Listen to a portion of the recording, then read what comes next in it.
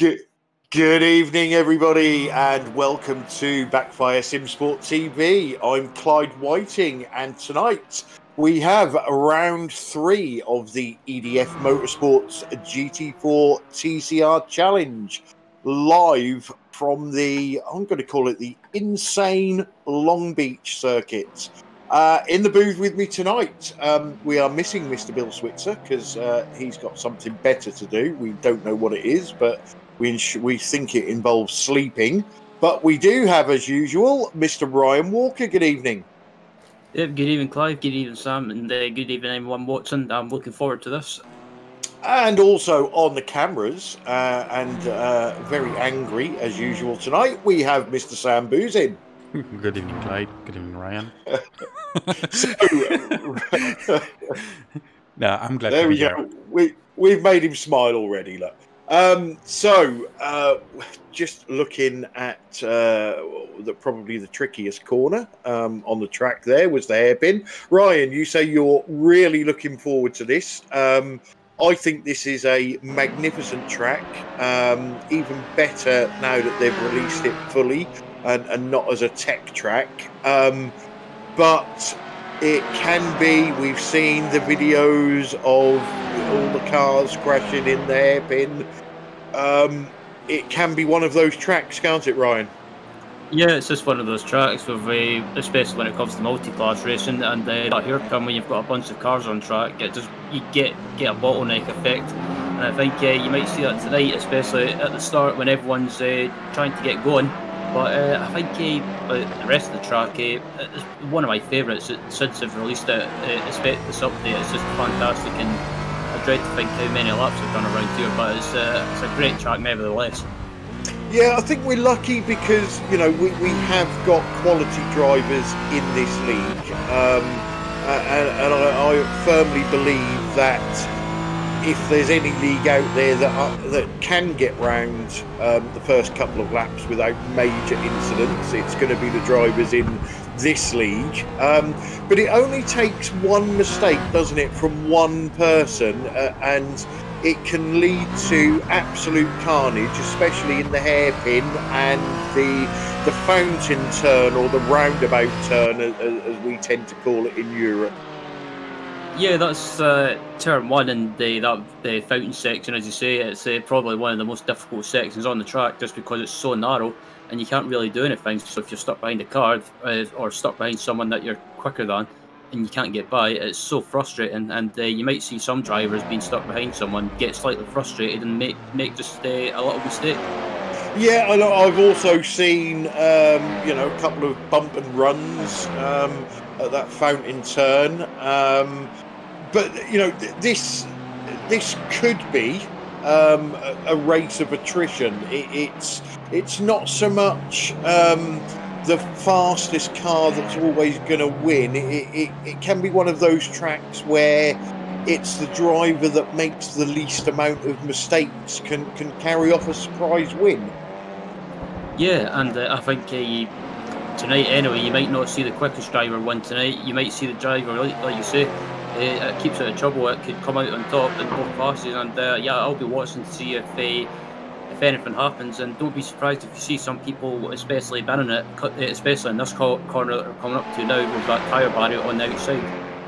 Yeah, so we're coming up on 6 minutes in the 20-minute qualifying session.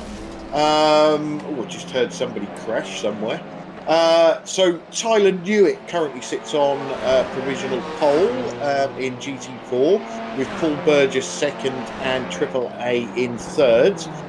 In TCR, Gary Craig currently sits on provisional pole, with Ashley Gravel, as I've renamed him, in second, and Xavier Mamucha in third.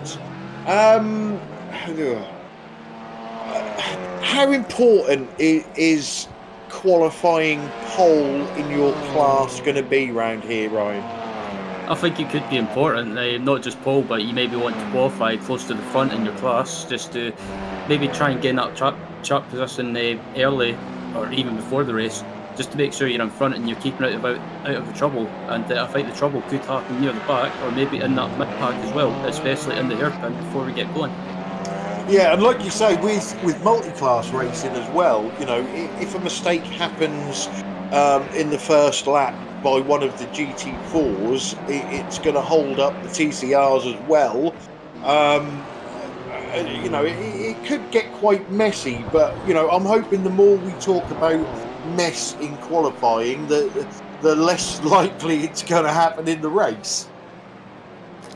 Yep, and yeah, it seems to be, just looking at qualifying at the moment, everyone seems to be evenly, actually really spread out. I thought people would have tried to bunch up and maybe try and get a slipstream, but at the moment it seems people are preferring to go for a bit of space on the track.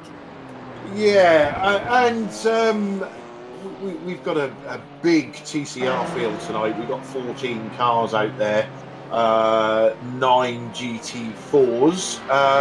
Another new driver this week for Safeguard by Result, and that is Joe McDonald. So welcome to the league, Joe.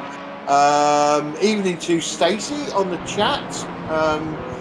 Normally she disappears out for meals and things like that, but looks like she's with us tonight, and she's also our roving reporter for Martin Brennan, and she will tell us when he's angry and when he's swearing.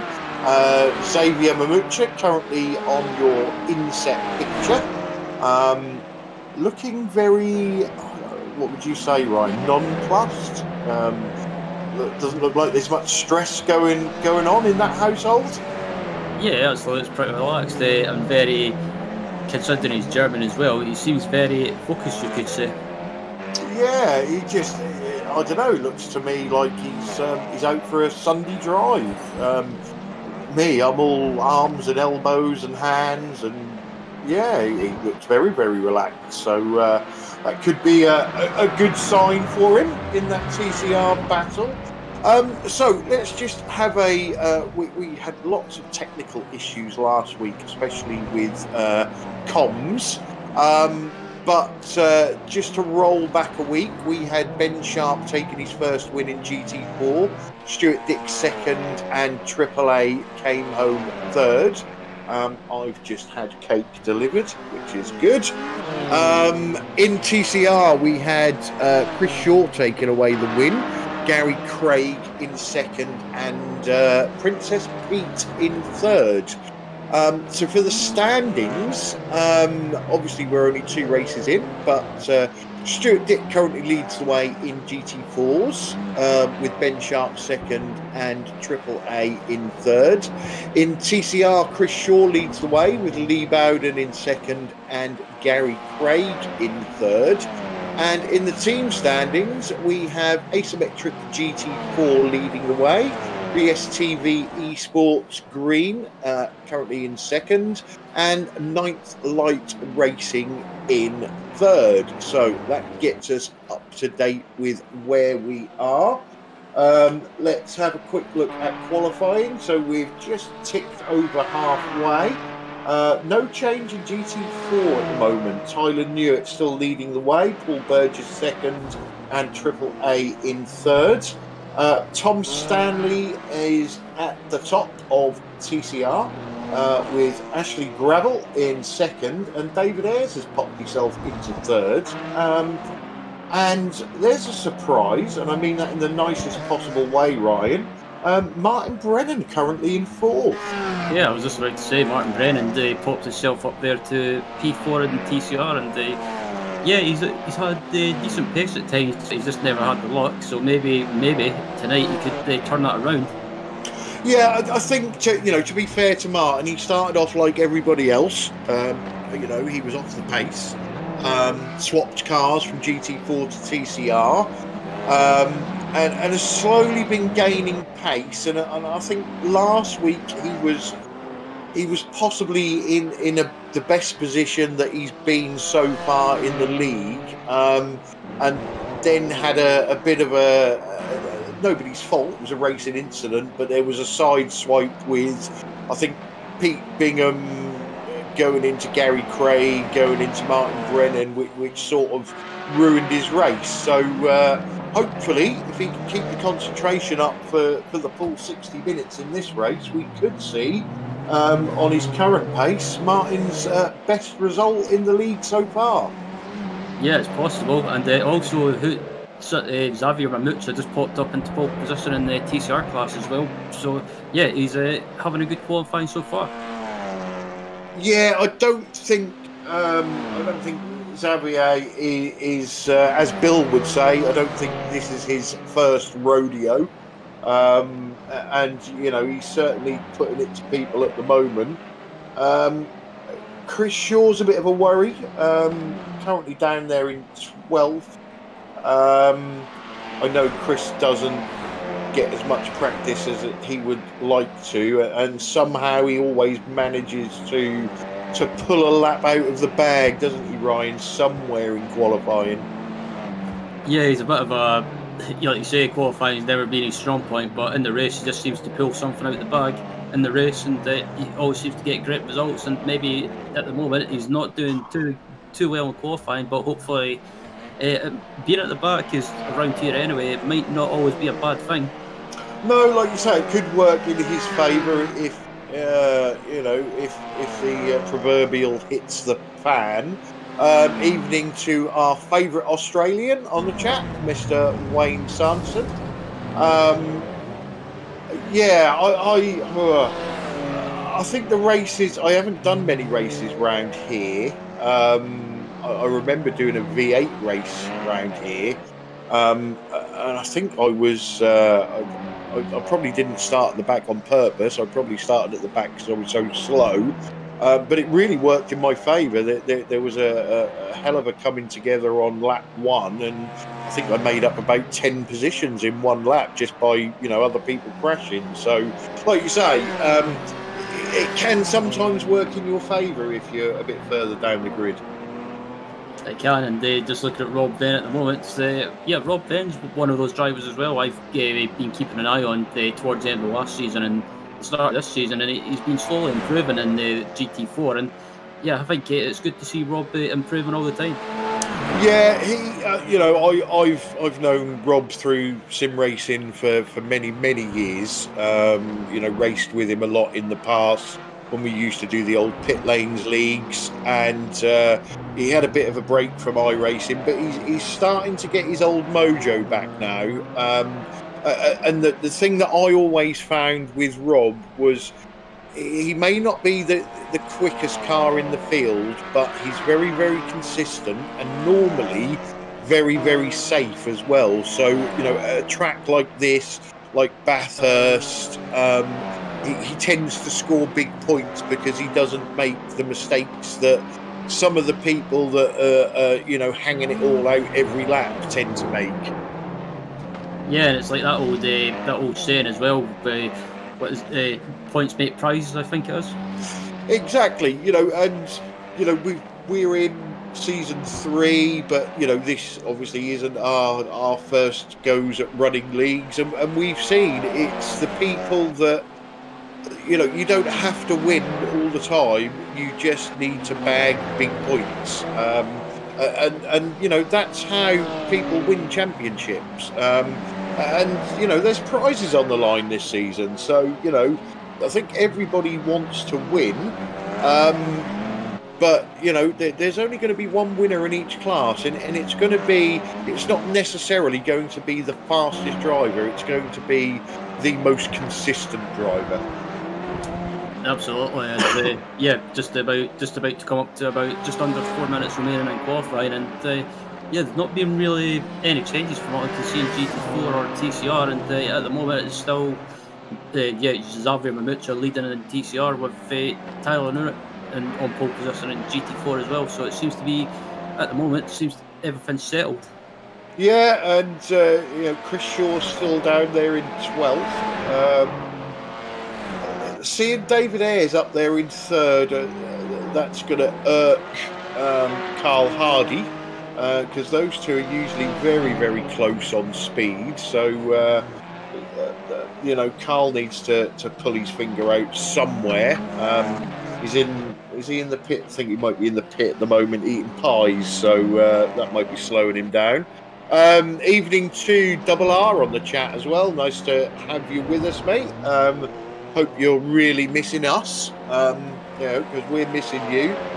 Not in a Pete kind of way, because that's a bit creepy, but it'd be nice to see you out on track again at some point. Yeah, those top three in GT4, Ryan, that they haven't changed, have they, since pretty much lap 1 or 2? They just seem to have set them times, and nobody else is getting near them at the moment. Yeah, they've pretty much just the top three anyway. It's pretty much just been like that for most of qualifying, but the rest of the field has been sometimes it's been changing. And Tyler, no, I think tonight could be his best chance of taking a win in the series around Long Beach, because the Porsche, I think from my short practice I done around here last week, it seems to be the car to have around here, especially with the bumpy nature of the track. Yeah, and just looking at the track temperature has been a constant 65 degrees Fahrenheit, so it's not like the track is warming up and slowing the times down. So perhaps it's just three fantastic times up there at the top. But even Stuart Dick in fourth, he's just over a tenth behind, so it is very, very close. It is, and I was watching the Triple A as well during this afternoon on his Twitch channel, and he was looking pretty good when it comes to race pace during one of the official races that he took part in. So he might be an underdog, or might be a dark horse to keep an eye on.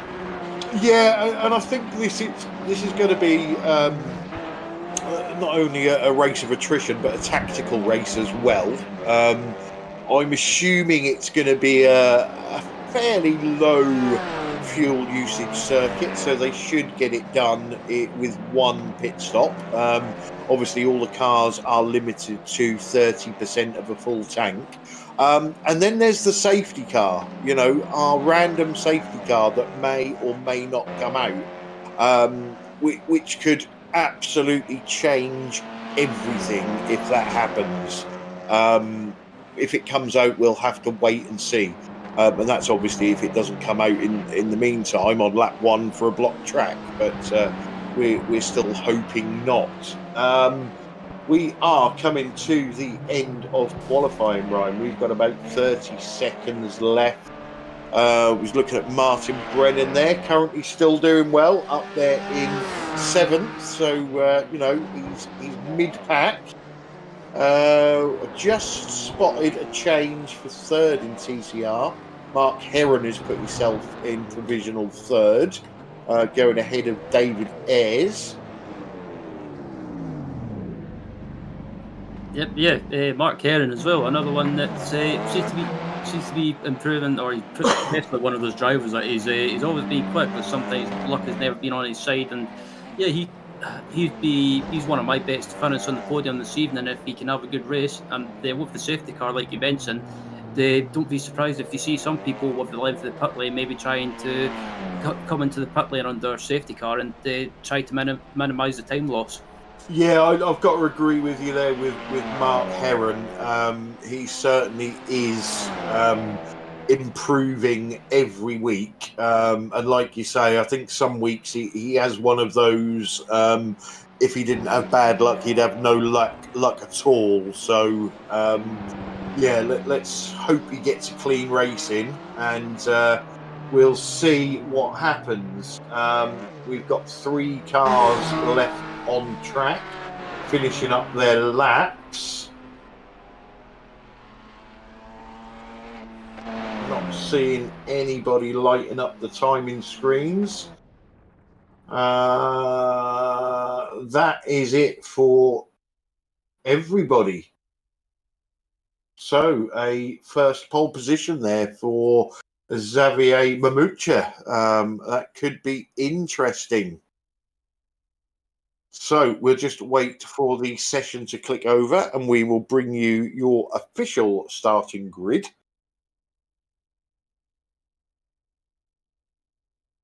Whilst I take a quick drink.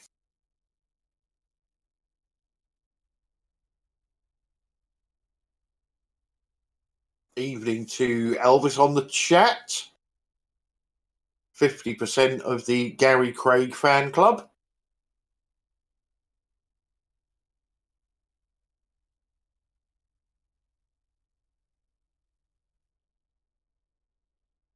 I am really, really looking forward to this race. And also really, really worried that it's going to go horribly wrong.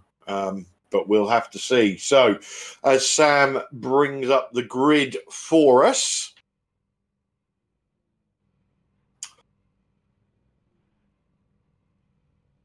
okay, so your GT4 field pole position is Tyler Newitt, BSTV Esports Yellow. Second, Paul Burgess, Ninth Light Racing. Third, Abdul Al Amri, Asymmetric GT4. Fourth, Stuart Dick, Asymmetric GT4. Fifth, Rob Venn, BSTV Esports Orange. Sixth, Stefan Goebel, VTS Germany. Seventh, Yaz Samai, Ninth Light Racing. Eighth, Andy Perks, who is a privateer. And ninth is Tim Oreo, who is also a privateer. Over to you, Ryan. Yep, so in the TCRs, the pole position goes to Xavier Ramutza from Club Diaz with Tom Stanley alongside him. And then in third place, we've got Mark Herring for Asymmetric TCR, with fourth going to David Ayres for Result Cloven. Fifth place going to Ashley Jafal for Ignium Motorsport. Lee Bowden in sixth for Ignium Motorsport as well. And then Gary Craig in seventh for BSTV Esports Green, with Martin Brennan in eighth. And then ninth goes to Chris Shaw for Ascari Autosport, with 10th going to Pete Bingham for BSTV Green. And Scott Malcolm in 11th with Pete for BSTV Esports Yellow, with 12th going to Carl Hardy from Result Clothing. And then Roger Morton in 13th, for Safeguard by Result. And then Joe McDonald in 14th as well, rounding out the grid for Safeguard by Result. Excellent. So let's just hope this is nice and clean. They've got to get round the hairpin before they start the race, so that could be interesting. Shout out from Stacey to Carl Hardy, top man helping Martin and the other newbie, a legend. Always nice to hear. Safety car there does its usual side swipe.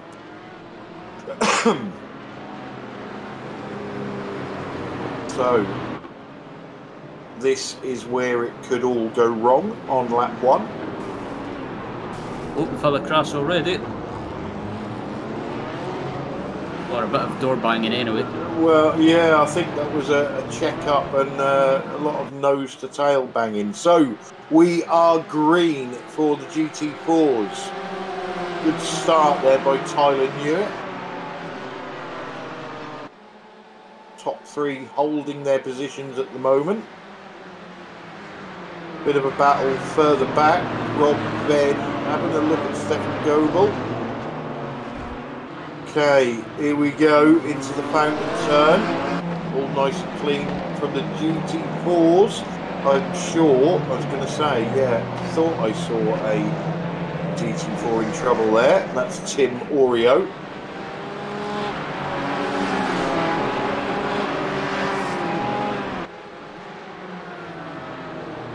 Yeah, it looks like Paul Burgess has lost a couple of positions, or he's lost one position.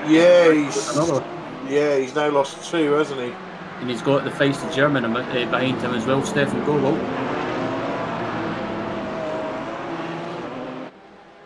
Which has given Tyler Newitt a bit of a lead. Yeah, I was about to say, Tyler's had a great start and he's managed to just pull away and build a bit of a gap at the moment, but he's not getting away too far or too easy. A TCR around. That was the pole sitter. And he's got damage on the front. What did he do? I wonder if he's just lost it or clipped the inside wall. Oh, yeah, he did. I think he hit that inside wall, which threw him to the outside wall. He'll be kicking himself there.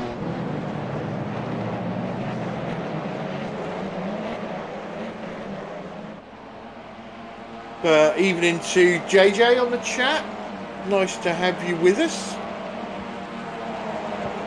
Hope you're sober. but I doubt it. Oh, Rob Venn just threw. Oh, I'm not sure what happened then. No, See that again. I Yeah. think Rob has put his hands up. Oh, yeah, Stefan hit the wall. Yeah, you can't really Yeah. make it there. So I would say it's all on Rob. And I think Rob knows that. I'm sure he was slowing down to try and give the position back. Well, in fairness to Rob, when we looked at that, he had a run up the inside into the fountain turn and then tried to get out of it. But I think the curb got him, spat him out. Yep. Yeah, David Ayres having a good race so far. Had a good start in third place, and yeah, he's amazingly David Ayres is still continuing that good form from qualifying. Yeah, and obviously that's put Mark Heron in the lead of TCRs now. Yeah, the apology there from Rob to Stefan, which you know these guys do in this league. There's no animosity at all. Yeah, and that's what I like about this league as well. If someone slips up or makes a mistake, you always hear them apologising, and it's good respectful racing amongst the drivers. Yeah. All right, what are we looking at here? Ah, right, okay.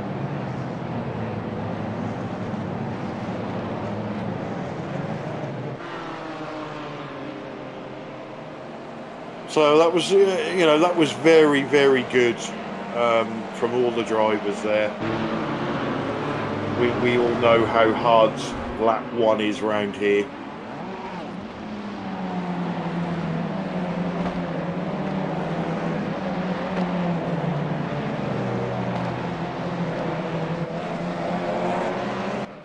We just see Tim having his accident there in front. So Stuart Dick is... well, Paul Burgess did lose that position to Stuart, but he's back up there now.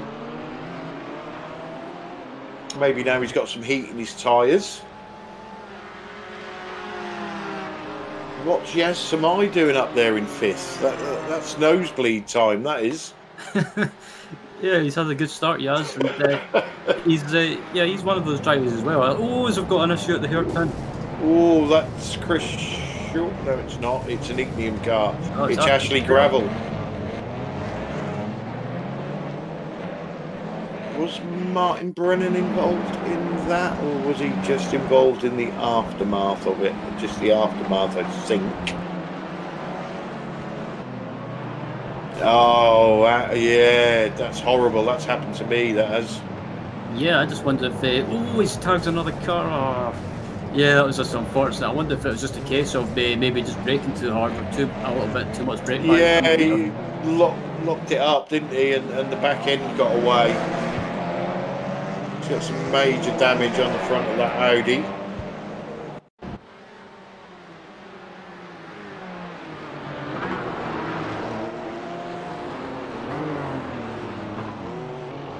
Oh, Stuart Dick! Oh.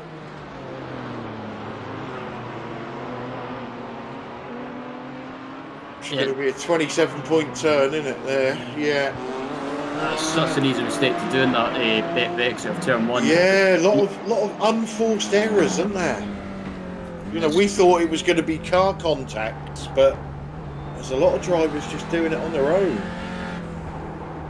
Yeah, as you ride on board with Chris Shaw at the moment, and yeah, it seems to be just some people making some silly mistakes, but it's such an easy thing to do around here, trying to get back on the power, especially with the GT4 cars. It's just the bumpy nature of the track as well. It makes it so difficult. It's Ashley's had another issue. Yeah, that may just be a result of the damage, or maybe not, because there's a big gaggle of cars there.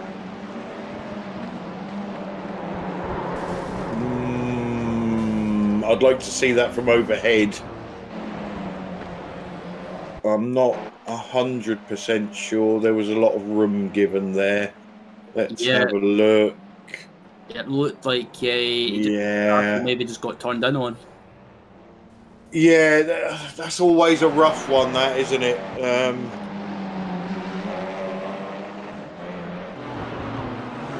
racing incident for me, probably. It looks like actually, Tyler Newitt's still in the lead, but it looks like just looking at the replay to see what happened. Well, I think AAA is now going past him, isn't he? Oh, he made the move. Yeah, good clean move.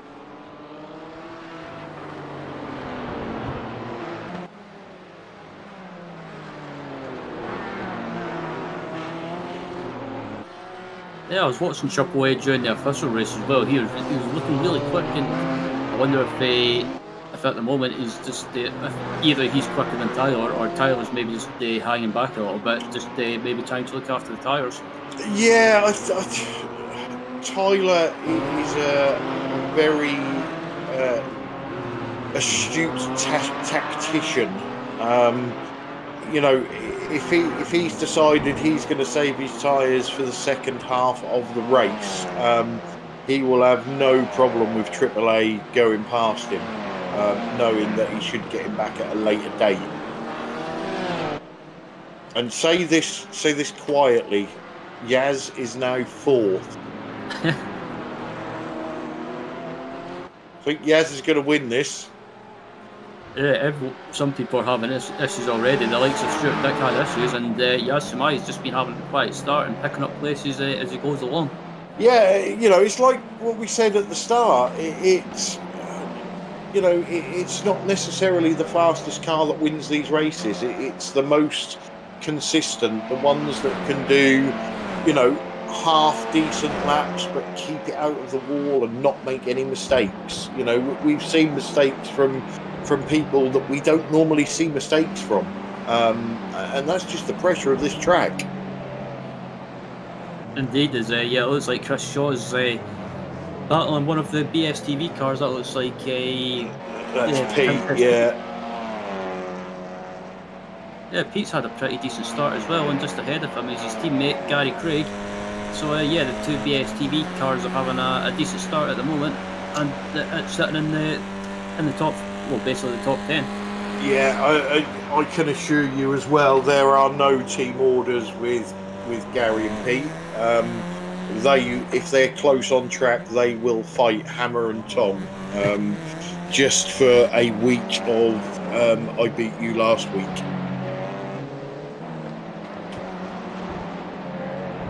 Just had another crunch there. I think Pete's let him go.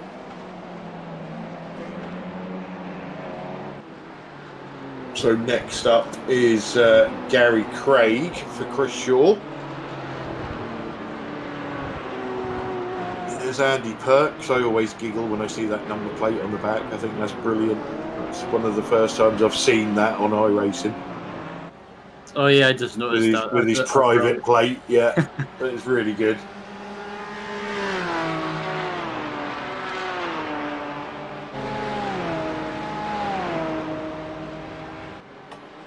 But apart from the issues in the early stages, it seems to be everyone's settled down reasonably well. Yeah, these guys. We keep saying, these are some of the best drivers that you'll get in league racing, and they understand it's a 60-minute race. It's not a 60-minute sprint. There will be all sorts of tactics going through these drivers' heads at the moment. They could all be on totally different tactics, and they'll stick to it because they believe that their tactic is the best, and that's why they've selected it. Indeed, there's Triple A still in the lead at the moment, and Tyler Newitt's not falling back as much as I thought he would. I think he's maybe it's Tyler just about just basically throws the car into the hairpin. I think he's maybe just kind of just saying to himself, it's like you say, Clyde, it's a long race, it's 60 minutes, and maybe just playing the waiting game, and just, especially with that random safety car as well, that could mix it up.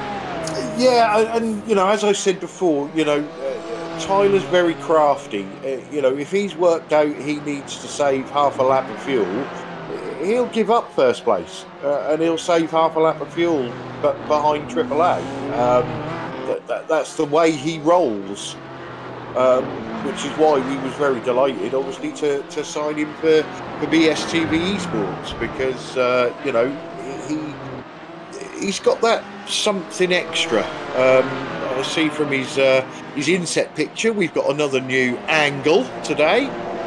I would say that was Tyler's best side, but we'd need the camera from behind for that, I think. It's probably because Mum is sleeping behind him. Yeah. He's probably got his rig in front of the door so his mum can't get in and see that he's not doing his homework. Yeah, he'll pop in and say, like, oh, you're being a naughty boy. Yeah, but we mustn't wind him up too much because then he starts smiling and laughing and then he'll crash, so...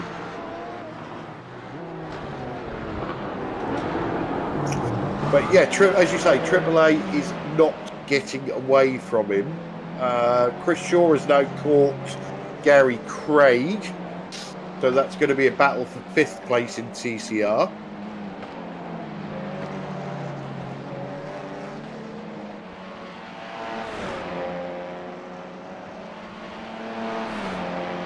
Don't know why I'm really thirsty tonight, and I'm not even at my cake yet. What kind of cake is it? It looks like some sort of chocolatey cake with chocolatey things on the top and more chocolate on it. Oh, don't talk about that. You'll make me hungry. Well, it's that time of year, isn't it, when you know you just eat anything and everything.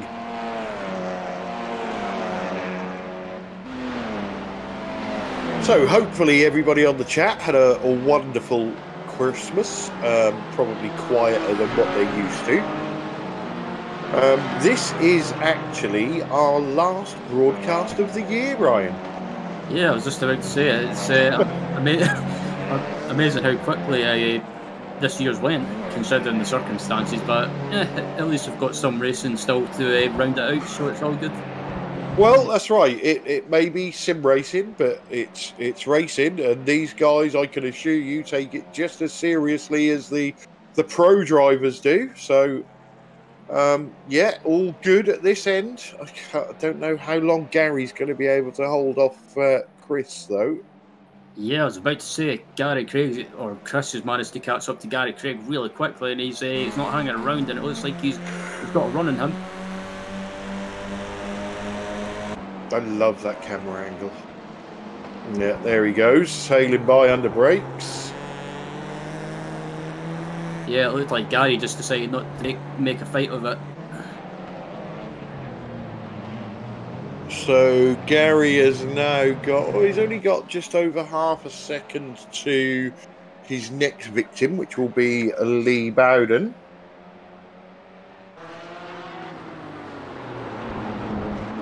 Yeah, it looks like Yaz and Robert are still going at it as well. They certainly are. And this is it looks like Yaz might have just clipped the wall. Yeah, I think Yaz is running the wet line there. Yeah, I was going to say as well, this is the fight I like about I don't mean it in a bad way, but I like it when the really quick guys have issues, because this is what you get is the people that are not up at the front regularly battling away, and especially when they're up for positions 4th and 5th. Yeah, Paul Burgess is obviously skipped away from these, so he's like 14 seconds in front of this battle.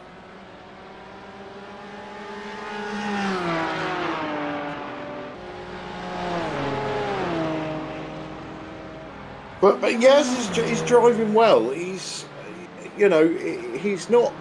There's no major defensive moves. He's just driving his line, keeping it on the grey stuff. Yeah, he's not doing anything he's not overdriving. He's not moving the car around under braking. He's just doing his thing, and he's actually driving. Watching his steering inputs, he's driving really smooth.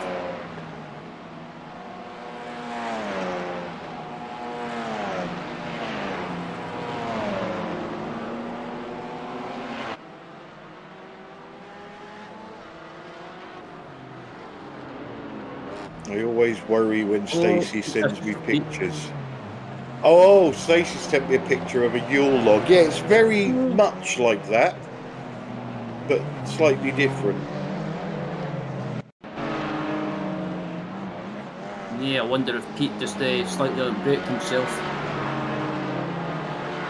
Well, why is Pete? How is Pete suddenly very close to Gary? Oh, Pete, that was a Tokyo drift. Oh, he came I think that was that Scott Malcolm that just managed to avoid him there. Yeah, I thought Scott was going to stop and join him for a drink in the bar. And it's always such a shame that we have to see Pete's crashes in slow motion.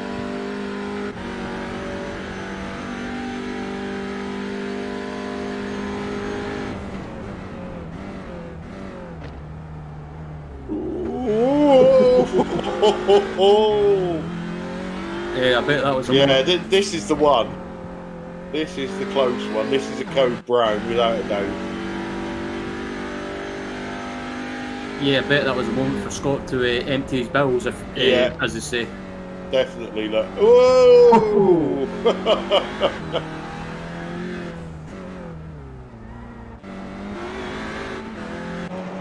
As someone said in the chat, slow motion. I thought that was Pete's normal. Oh, that made me laugh. Yeah, we actually sped that crash up. Oh! That, I think that was Roger Morton that. Roger's lost it, I think. Yeah, I think does he clip the inside wall? It looks like, he clipped the inside wall. He did. And then there was netcode there with Martin. I think Martin now gets very angry and just reverses it. Yeah.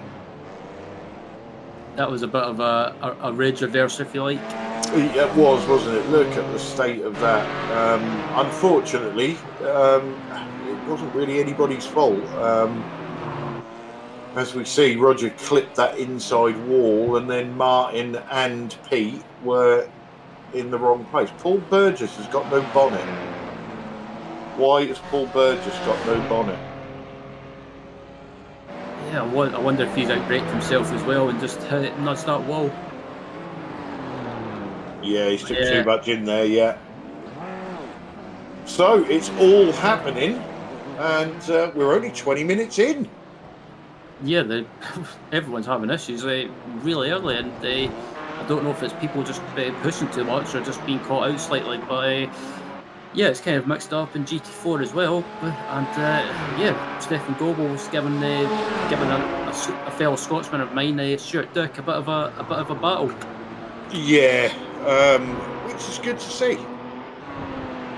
Stefan, you look at Stefan's car. I was going to say it's clean, but he's got a little bit of a scrape on the right-hand side. Yeah, apart from that, though, it looks pretty much pristine. And I have to say, I do like that livery with the spec mat.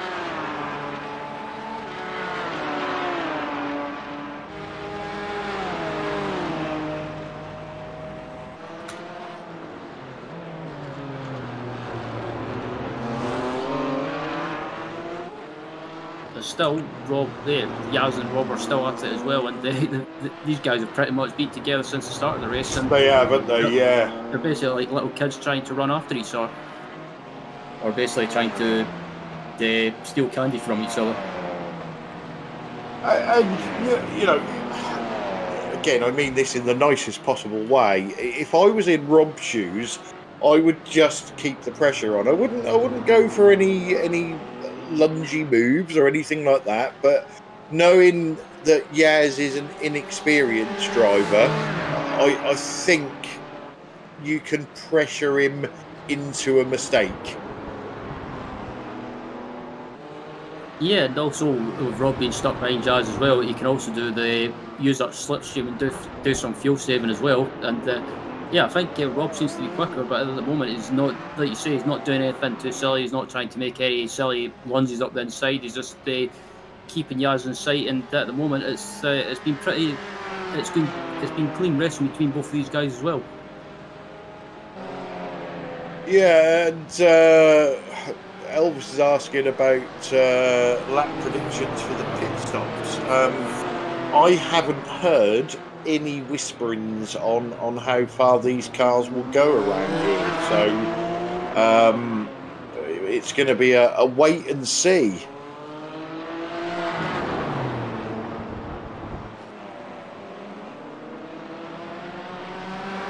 If I was guessing the pit stops for both classes, or the GT4s at least, I would say probably around about, this is me guessing, but probably around about the 30-minute remaining mark.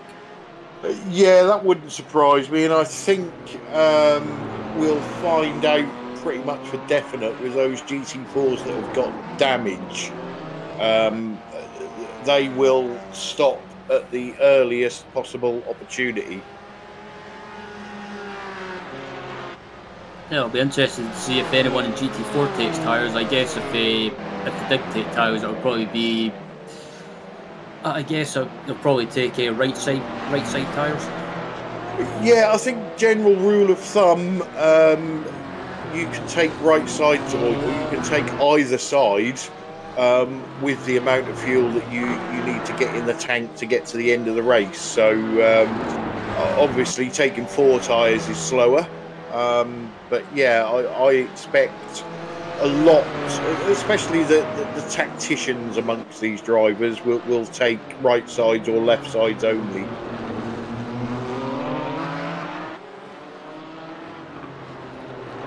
Yeah, Rob's a lot closer to Yaz than he has been before, but I don't think Rob will do anything silly and make a lunge at the inside. I think if he did make a move, his best opportunity is probably that back straight heading down to the final couple of corners before the hairpin. Yeah, and sometimes when you're in this position, you know, Rob might be thinking, I've got my pit stop coming up.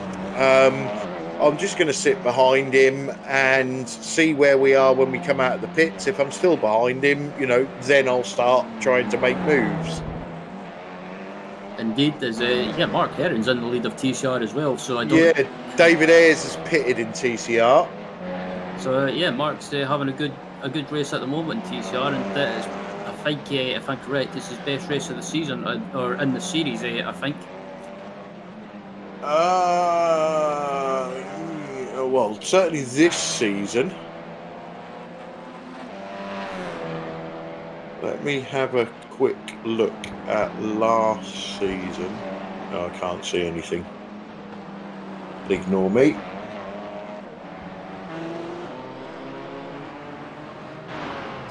Yeah, so David Ayres pitted from 3rd, so he was the first to blink.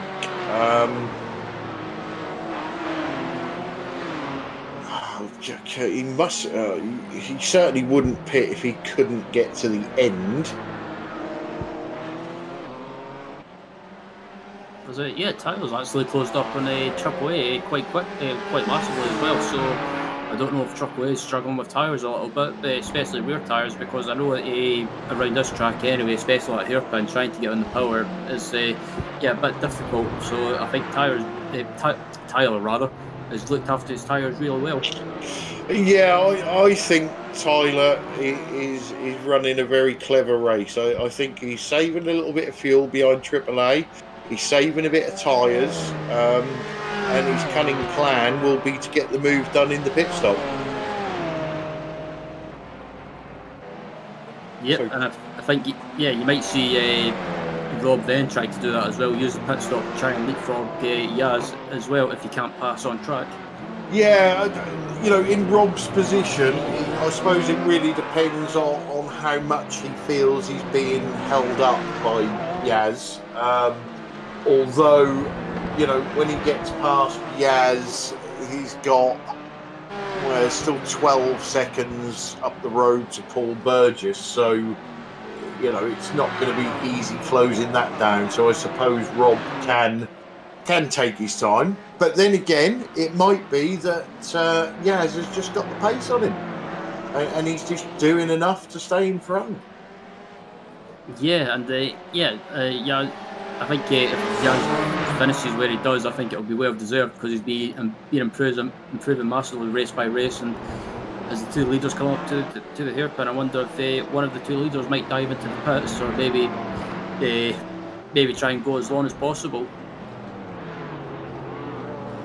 Well, they've always got the worry of the random safety car in the back of their minds. And, you know, we know from past experiences that, you know, you can be way out in front and you make the wrong call on a pit stop and get caught on the safety car, and it's bye-bye win.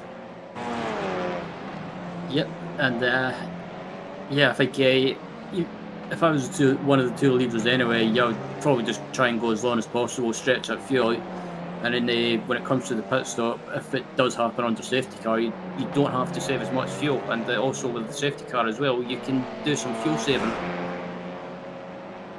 Yeah, and it throws, you know, it throws a new tactic. So we have the first of our GT4 front runners in the pits, with Stefan Goebel has gone for it.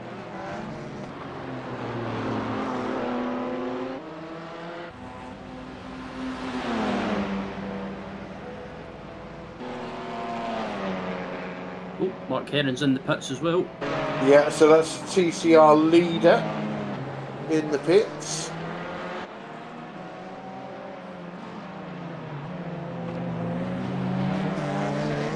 Good battle here between Martin Brennan and Roger Morton.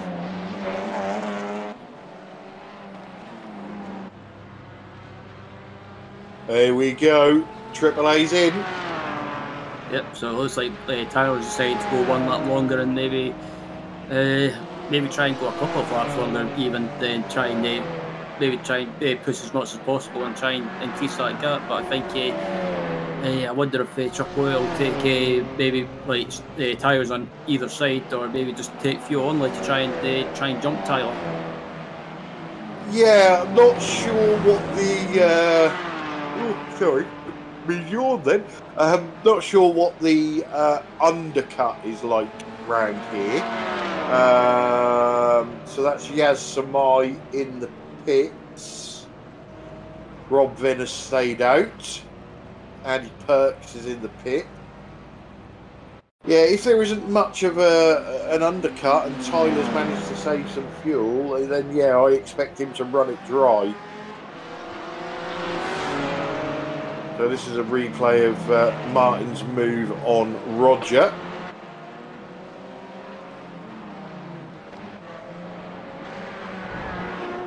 As Tyler's coming round to the hairpin now, or basically the final corner, and will he keep right and dive into the pits? It looks like he's diving in, so he's trying to cover Triple A.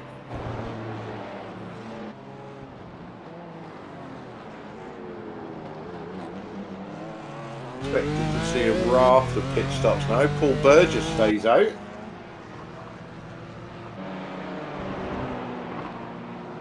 Rest of the TCRs look like they're coming in. So Tom Stanley, Pete Bingham, Scott Malcolm all pitting. Rob Venn is now pitting, lap after Yaz. So there's a couple of interesting things to see now. Where are Tyler and Triple A? So there's Triple A. Tyler's just excellent. Tyler's rolling. Yeah, I think Triple A's got him. Oh, Tyler's actually got him. Oh, no, he's not. Or is he? Oh, no. So they've come out as is. The next one is obviously Rob Venn and Yaz Samai.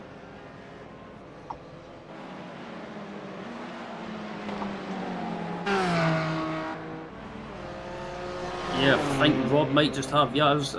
That's going to be so close. As Rob's coming out the pits now, heading down to turn one, and will you get him? He's into turn one. He is, yeah. He's done him.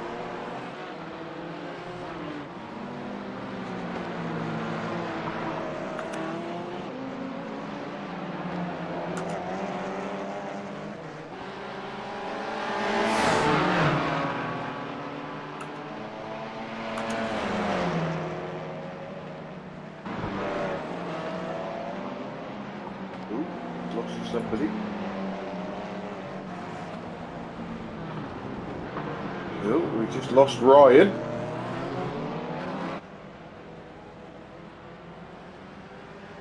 And he's back. What was that, Ryan? Wrong button? No, I got disconnected for some reason, so yeah, sorry about that.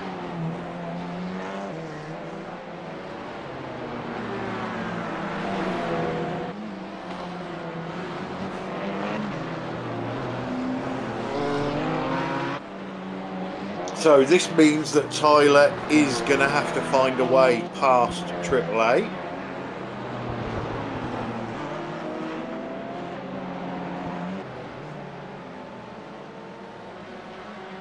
And these boys they're not leaving anything on the track. They're going for it. Yeah, I think after the pit stop, I think it's pretty much game on now for these guys. It's pretty much just go at it. Not any dirty moves, but just basically race each other hard but fair. Yeah, and they can afford to battle for a while as well, because you know they've got a 13.5-second lead over third place Paul Burgess. So yeah, they've got time to do a couple of laps side by side anyway. As Tyler closes up right under braking on into the hairpin, and it looks like he's got a great run. And up ahead, they've got one of the BSTV cars. Gary Craig. Stuart Dick is the last car to pit by the looks of it.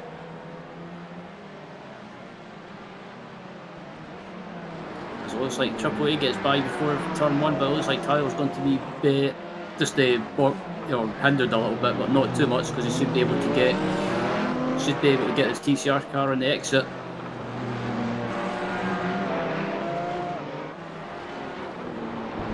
Yeah, he's just at that awkward part of the track, isn't he? Now he's got a chance to open it up and go. But like I say, I don't think he lost too much time. And Tyler is phenomenal under braking, to be honest. So yeah, looking at Stuart Dick as well, and it's pretty much this race for Stuart has been pretty much one of those what could have been races, because he had a decent start, but just unfortunately it just went downhill after that incident in turn one. Yeah, and like we said before the race, you know, Stuart is another one of those that, you know, he can win or he'll get caught up in every single accident of somebody else's making on the track and come last. It's just the way his luck goes. I think if he ever gets a season where he doesn't get bad luck, he's going to be right up there.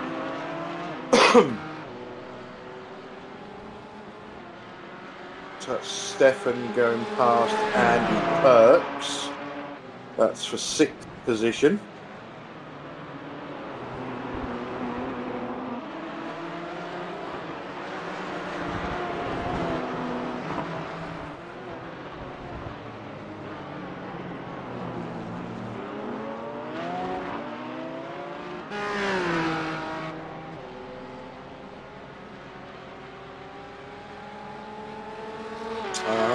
I see now, looking at the chat, why we got the replay of Martin overtaking Roger.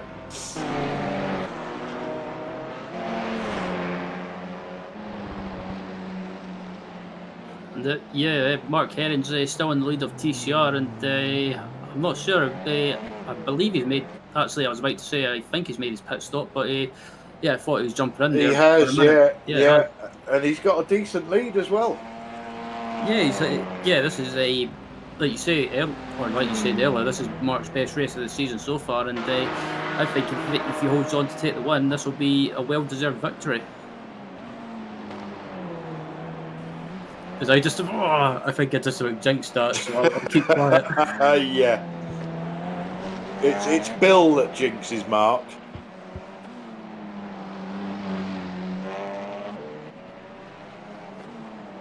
Let's hope somewhere that Bill hasn't predicted a Mark win.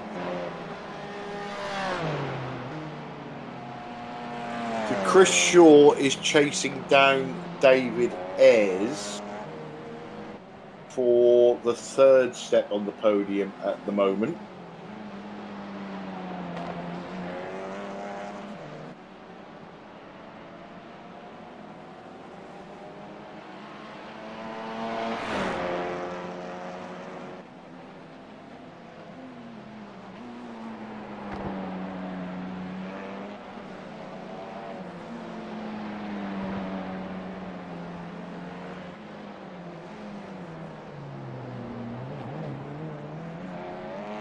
Mark just needs to keep it smooth.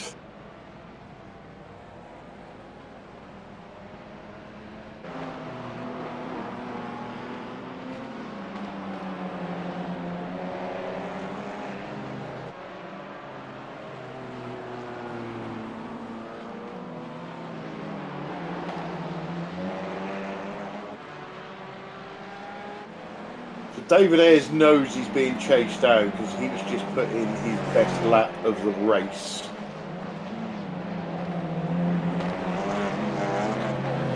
Yeah, the next car in front of him, it looks like it's Tom Stanley as well, so could be on for potentially a 3-car battle for second place, with Chris Shaw not too far behind as well. So yeah, if you know, as we always say, if these two start battling, then oh, hang on, what's Yaz doing back in the pits?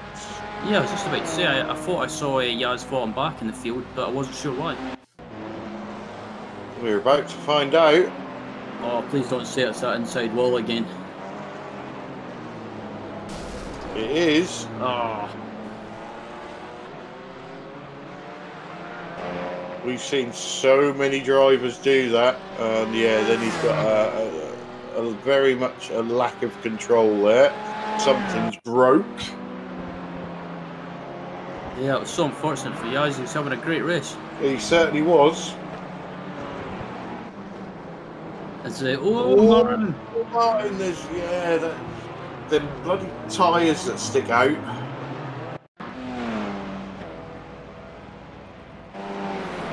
What's Carl Hardy going to do here? Oh, please don't say he's going to hit the wall on the outside. Yes, No. He bailed out of that one in time, didn't he?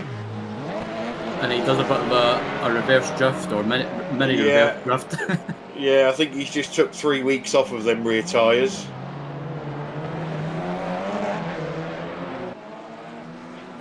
Yeah, I think he realised when he ran wide and before turn 1, he just decided to let it run wide. Otherwise, he might have just locked up and hit the tyres. Yeah, definitely. He made the smart decision there.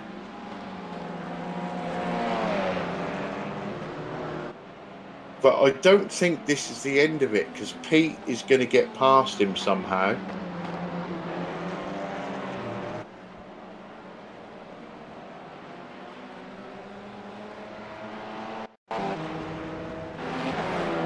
Stuart Dick going round the outside. Oh, he's done it again. Yeah. And that's why Pete got past. Now what have we got? We've got Roger Morton, Martin Brennan. These two are still going at it. Oh. What was that? Oh, is this a bit of a car park? Oh dear. Yeah, I think Martin outbraked himself there.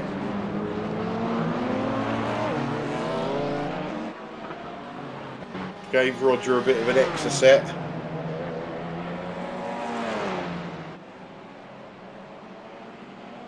So that's Xavier Mamucha, who was our pole sitter.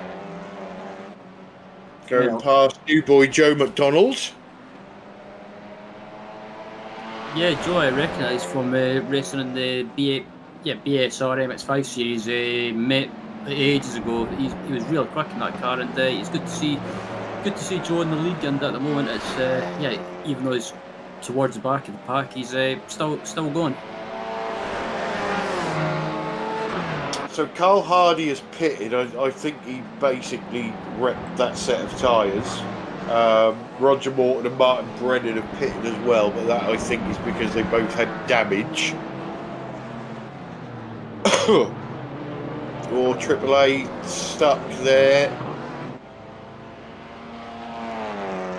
Who's that he's stuck behind? That's David Ayres. Right. Tyler's coming up behind David Ayres as well, and I don't think Tyler's going to be able to get by before turn 1. Is he going to go for it? No. I thought he was going for it there. Yeah, Tom Stanley's not going to hold up AAA for very long because they're teammates.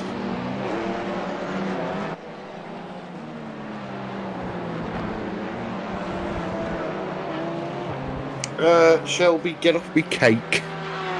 Dog's trying to eat me cake. That's a good dog. Oh. As Triple A tries to still get by Tom Stanley, and Tom's I thought he would have made it easier, but he's not making it as easy as I thought he would.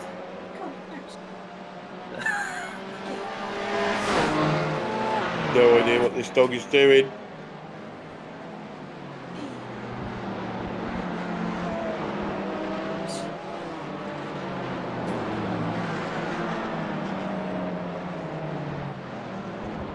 Yeah, don't be greedy, Clyde. Give the dog a bit. The dog is like trying to squeeze through places and take wires with her and all sorts. Oh god. Okay, dog panic over. Yeah, looks like Tara's getting by Tom Stanley now, and Tyler's lost a little bit of time to Triple A, but he should be able to close that back down, I think.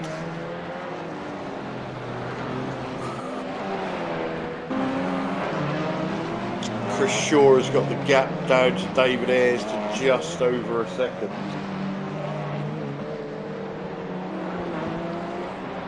You actually see the physical gap there. I have to say as well, this race is just absolutely... Oh, Joe McDonald's had issues, and yeah, it looks like I tried to say it again, but it could be that inside wall again. Yeah. Oh no. No, he just missed the turning point.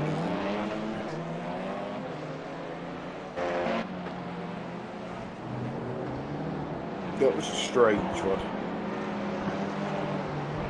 At the moment, yeah, Chris Shaw is really quickly just closed that gap down to David Ayres in front of him, and Chris Shaw is not hanging around. Oh, David Ayres. Actually, not too far behind Chris Shaw as well as Lee Bowden closing them down.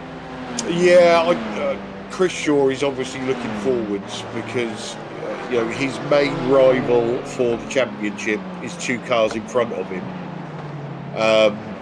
There's a gap between them at the moment, but obviously because Tom missed out last week. But when the drop rounds come in from week 7, that's going to close them 2 right up. So Chris desperately wants past David to minimise the points difference to Tom.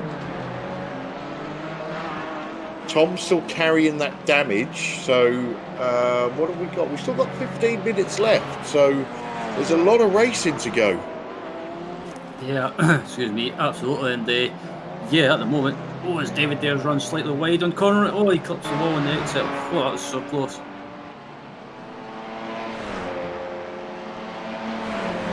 And yeah, I was just about to say, it looks like Mark Herring's pretty much just checked out, so it's a battle for second and third place on the podium. Yeah, I think the only person that's going to beat Mark is Mark.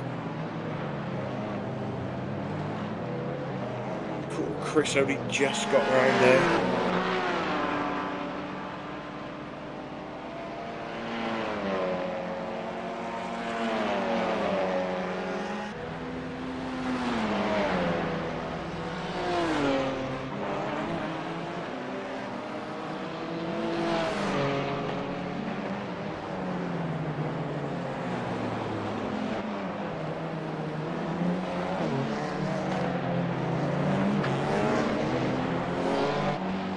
You can actually see what Chris is doing. He's taking different lines into the corner to try and get better exit speeds.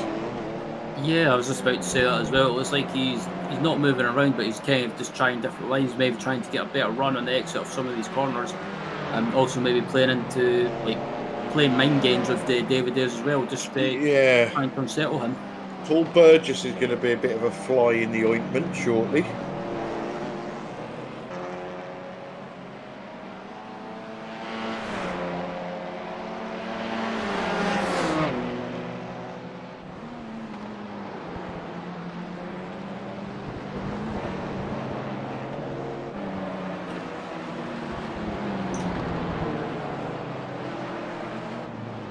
Yeah, I think Paul Burgess getting by Chris might just gave David a bit of breathing space as well. Yeah, certainly. It's not going to last for long.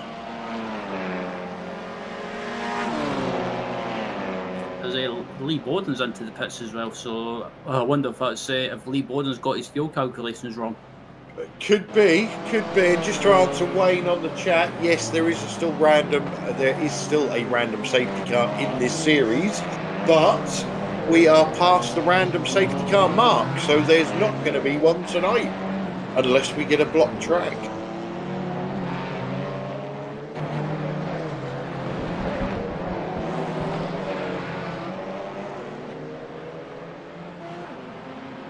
Is that Mark Herring? It is, and he's got damage on the front of his car. Oh, I've done it again. I've jinxed him.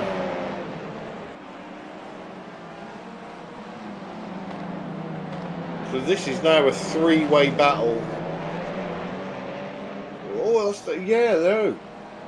that's given Tom Stanley a lead, hasn't it, in TCR? Yeah, I was just about to say, Tom Stanley, I thought I saw up ahead of Vegas. Yeah, so... Tyler's lost it. Oh, it's all happening. Yeah, I'm sorry, Mark. I'll keep my mouth shut.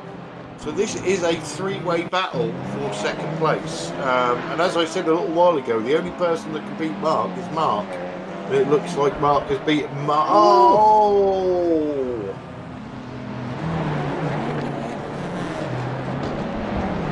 Oh, that was just so unlucky. That was, yeah. Such a bad reaction off the wall as well. Yeah, that was basically like a pinball effect.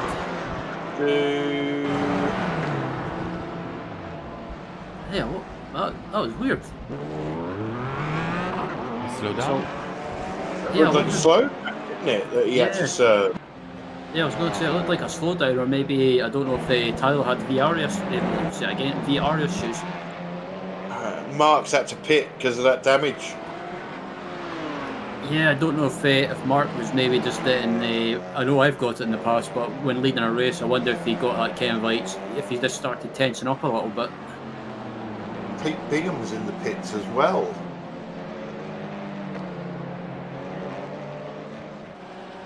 Yeah, so some people, it looks like maybe just either had issues or maybe just got the fuel calculation wrong. So it looks like, Tom Stanley's pretty much just running away now, and it's a battle for second and third on the podium, but who's going to finish where in second and third, that's the question.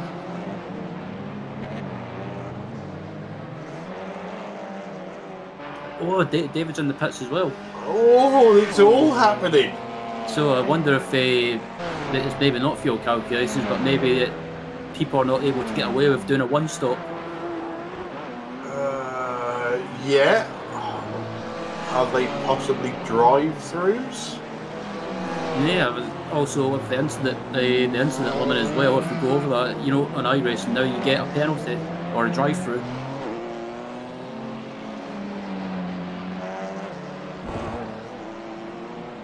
So I wouldn't be surprised if you see Tom Stanley in the pits or Chris Shaw or David. Oh, David Dares is pitted, but I wouldn't be surprised if you see Chris Shaw in the pits as well. Yeah, this is. So this is the fruit up in the air.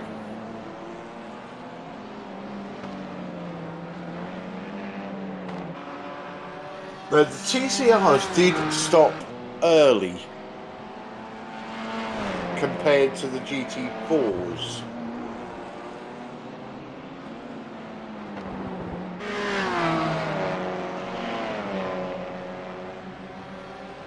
Did some of the TCR drivers gamble that there would be a safety car? Yeah, that's what I was thinking. Maybe they decided to pit early and maybe just maybe thought there would be a safety car, and unfortunately that was backfired, literally.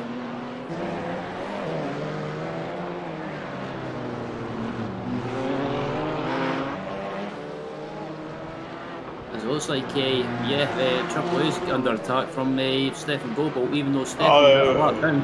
I think that Triple A may have just lapped him.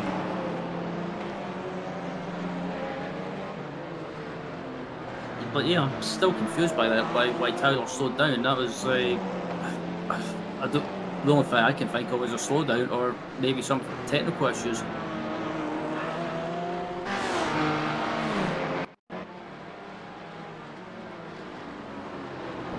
I wonder if he took too much inside curve. As you look at him now, and no, that looked fine to me.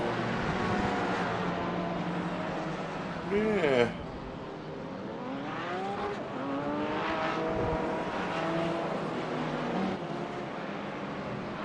Yeah, maybe his mother came into his room and gave him a slap on the head. On the yeah, maybe they played a prank and pulled his VR off. As someone else has dived into the pits as well, so more people are diving in for what looks like a splash and dash. Oh, it's a replay, sorry, my bad.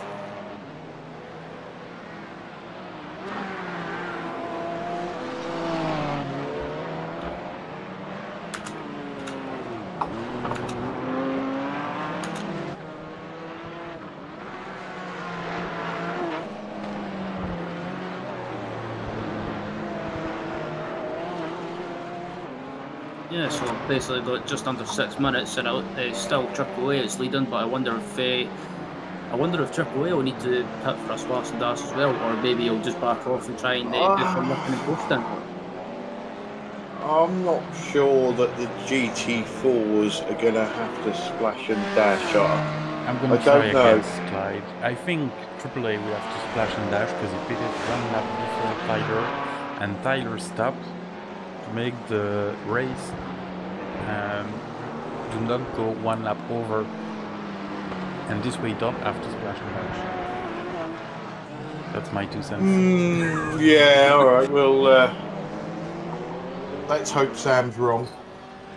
If I'm right, Tyler did the best strategy ever. Yes, without a doubt. Tyler laughed if I'm just taking joke. No, that's not the best strategy ever. That's sad, man.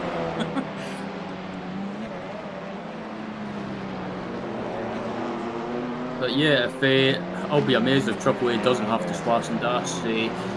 Either way, if he does win this race, it's a pretty much well-deserved victory, and he's put in a great drive. As looking at Lee Bowden as well, and at the moment it all seems to have settled down.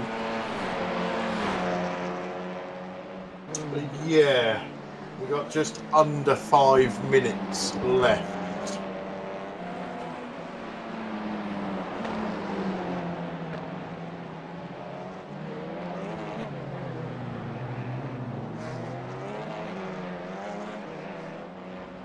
You can see when they go around that hairpin just how bumpy this track is. Yeah, that hairpin is so tight, basically, from the race I done last week in one of the official series. Getting around that hairpin is such a pain, and you've kind of, in a way, you've got to use some throttle to make the rear end rotate.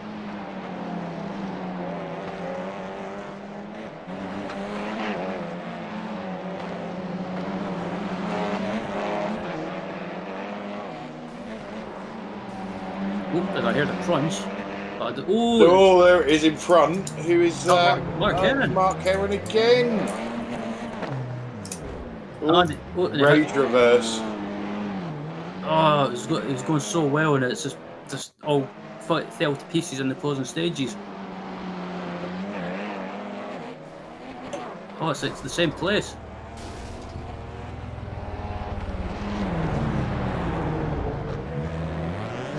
How often do we see that? When a driver has been, superior for 90% of the race, makes one mistake, and then after that they're driving angry, so it's one mistake after another. Yeah, it's one of those things. If you make some mistakes, you get a little bit frustrated, and you just want, as Lee Bowden clips inside wall in the hairpin. It's one of those things, if you get frustrated and you start over driving, which leads to silly mistakes like we saw just then.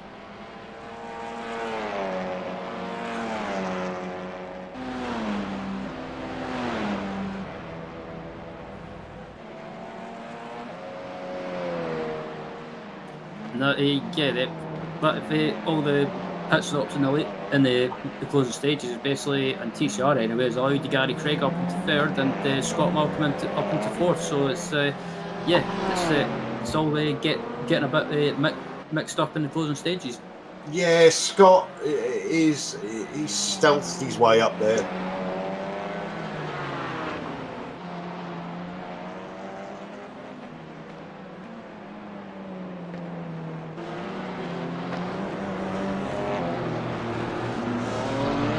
Actually, and Stefan's actually keeping up with Triple A as well, even though he's basically he's not battling for position. But I wonder if Triple A is actually having to back off slightly. I think he's saving fuel. Yes. But yeah, he's got a comfortable margin anyway, so I guess he can afford to do that, to do some lifting and coasting. Yeah, if he's tight on fuel, there's no point risking it, is there? Like you say, you might as well just save a little bit, let that gap come down a bit. He's got what, nearly 4 seconds, is it? So, where are we on the times? Where are you, AAA, on the track?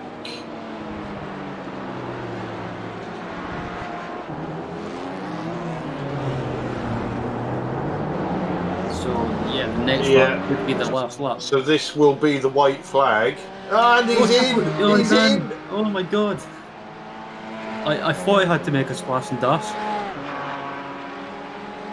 Yo, he's not happy in that. He's not. No, he's kicking himself. And Tyler knew it. Being the nickname him. That was good. I like that. Tyler knew it. Yeah, Tyler knew it, but he's got Paul Burgess right behind him. Yes, yeah. I didn't mean to say that, but yes, he's behind. It's Paul. Tyler knew it. I love that one. I was about to say I should nickname him the Fuel Magician. Well, we said, tactics. There's nobody better. Wayne Sanderson earlier on said, Tyler will do something clever in the socks, and he has. It's just, has he saved enough? Can he get to the end? Yeah, I think Tyler's got it. I think he just needs to get round the hairpin.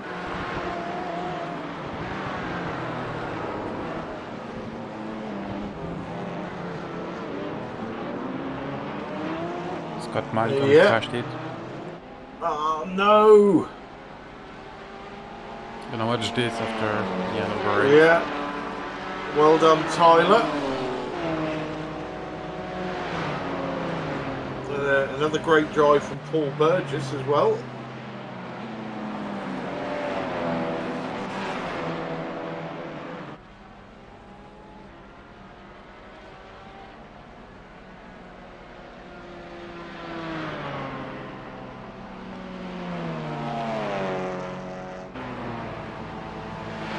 Oh, is Tom Stanley out of fuel? Yeah, it looks like he's spluttering. He's out of fuel. He's given the win to Chris Shaw. No, he just won by... No, sorry, yeah. Look He'd already at the crossed gap. the line, hadn't he? Yeah. There's 1,000 of a second between them. Oh, that was we need to see that coming over the line.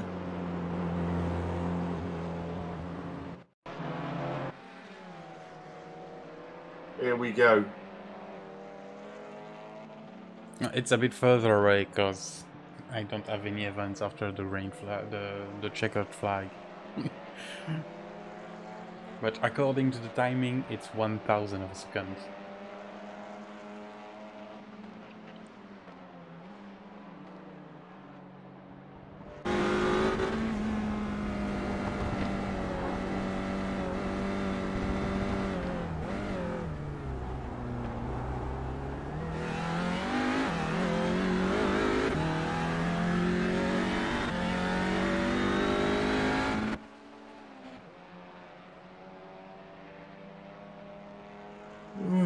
That's strange. Yeah. Yeah.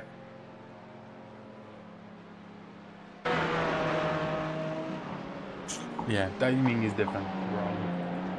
He had a bit more margin than 1,000. Let's see what happened to Scott.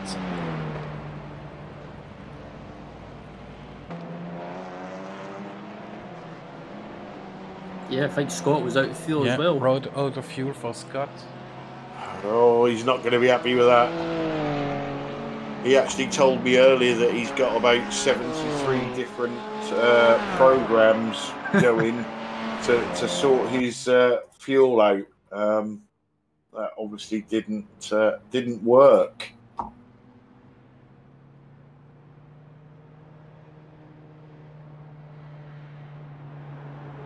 Right, so let's get these screens sorted out. Let's get Discord up. Oh, we haven't got anybody waiting. So, Ryan, what? Oh no, that's after the race, isn't it? GT4, your winner was Tyler Newitt for BSTV Esports Yellow. Second was Paul Burgess for Ninth Light Racing. Third, Abdul Al Amri for Asymmetric GT4. Fourth, Rob Venn, BSTV Esports Orange. Fifth, Andy Perks, Privateer. Sixth, Stefan Goebel of VTS Germany. Seventh, Stuart Dick, Asymmetric GT4. Eighth, Yaz Samai, Ninth Light Racing. And ninth was Tim Oreo, Privateer. That is your GT4 official finishing order.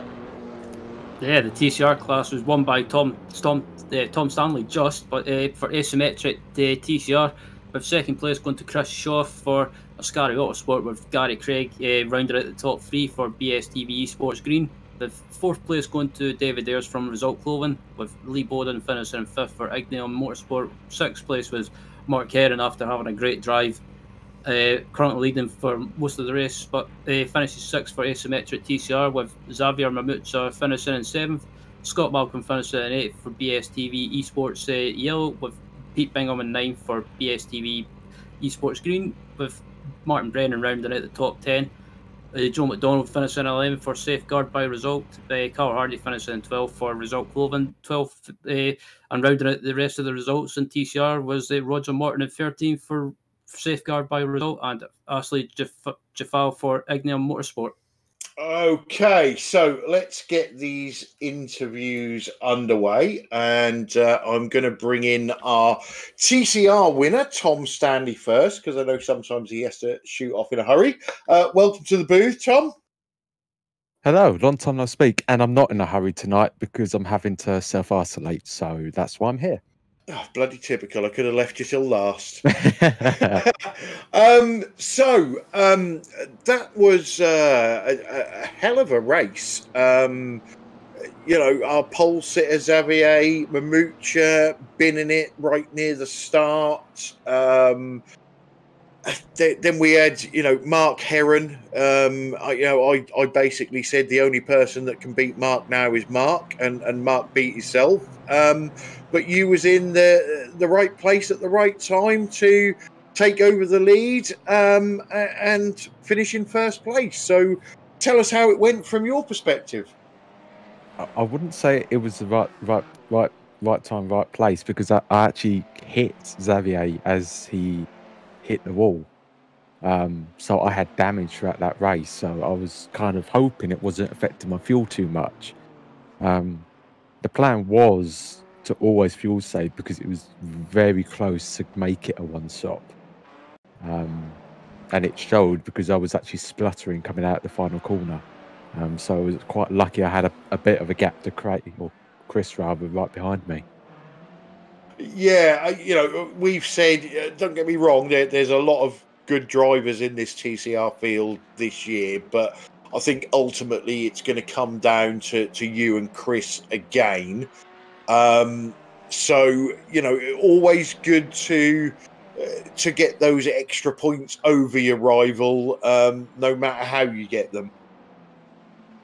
It is, but it doesn't help when no fault of my own, and just trying to avoid a crash, I had to get 4 incident points. So I'm going to lose 4 points while Chris, again, has 0 incidents. If I didn't have that, if I had to avoid him, I would have finished on 0. But again, Yeah. it's just swings and roundabouts, really. It is, isn't it? And it's the nature of this track that if you're following somebody closely and they make a mistake, you're going to get some sort of damage incident points from trying to avoid, because there's just not a lot of space around this track, is there? No, but that's what makes it challenging and so much fun. How close can you get to the wall without hitting it and being able to get a good lap time in? That's what you have to do in qualifying, and it's kind of what you have to kind of do here. Yeah, a little bit. I normally go the other way round if I'm honest. It's how many times can I hit the wall before I can finally do a clean lap. Next time out, in a week's time, Alton Park. A classic old school track, but again, another one with not a lot of room. As we saw last season, where the big incident happened with me and Chris in that one. But yeah, Alton Park, great touring car track, so I'm looking forward to going back there next week. Excellent. So, congratulations on your win, another win in TCRs. Before we let you go, any shout outs you'd like to give? Just shout out to Asymmetric and how not disappointed, but how sorry I feel for Mark for leading it all that way, and just I think a back marker got in a way slightly, but I need to have a look at the replay back. But again, it's commiseration to Mark because he had that in the bag. Yeah, we think that wherever Bill is tonight, he put Mark down for a win. And that's what ruined it for him. So we'll blame Bill. But ever so good to have you in the booth after all this time, and hopefully you'll be able to join us again sometime soon. Congratulations on your win, Tom Stanley. Thank you. I'll be back in 2 weeks. I've got a holiday then, so I should be hopefully back. Excellent. That's good to hear. Right, so that was Tom Stanley. So let's carry on with the TCR theme, Ryan, and let's give you third place, Gary Craig. Yeah, Gary Craig, welcome to the booth. Hello, thank you. First off, congratulations on third place. I guess you could say it was a bit unexpected in the closing stages, but hey, you'll take it. No. That's the same as last week. It was fuel strategy, guys. Come on. There's a race going on where you need 2 pit stops and you can fuel save. It was all strategy. I was saving the entire race. Not unexpected at all. I knew everyone else other than Chris especially, and then Tom saved in the second stint. It was fuel saving. Yeah, we saw people during the race as well pitting really early, and we were a bit surprised by that. But there were some people saying that they couldn't get away in this race with 2 stops. But like you say, you fuel saved and you managed to get away with it and pick up a podium position. But overall, what did you think of the race? And would you like to come back to this track next season? Yeah, I like these. I like Long Beach. I like Belle Isle. I like anything that forces you into driving within the confines of the track and punishes you if you don't. I generally managed to rein it in, and especially tonight, I ended up saving, I think it's about 5% fuel over the whole stint I needed to save each stint. So you end up pushing it about 80%. I was lifting up like 200 feet or whatever these marker boards are before the actual braking zone. So it was well within bounds to do it tonight, just easing up. But it's a good fun track. I've had a play around with it in the Lambo in week 13. It was good fun. And looking ahead to Alton Park next week, are you looking to aim for another podium finish again and go on with the same plan of fuel saving? Podiums every week is the plan, and if it looks possible, then yeah, I'll be fuel saving because it's actually, well, next week if it's Alton, I haven't even looked at the schedule. Alton Park's got a much shorter pit lane, whereas here it's pretty long and you spend a lot of time. So next week it may not be viable. I know tonight I had to save a couple of laps worth, which is about 3 litres over the stint. Whereas if it's anything like that next week, it's probably not worth it with a shorter pit lane. So I'll just have to play it by ear. Well, again, congratulations on third place, Gary, and we look forward to seeing you on track at Alton Park next week, where, yeah, hopefully we see you keeping up that good form. So, yeah, we'll see you then. Cheers, thanks, guys. Get a fuel calculator. As that was Gary Craig joining us, and Yeah. I believe... and talking about fuel calculators, I'm going to bring in Mr. Fuel Calculator himself, Scott Malcolm. Welcome to the booth.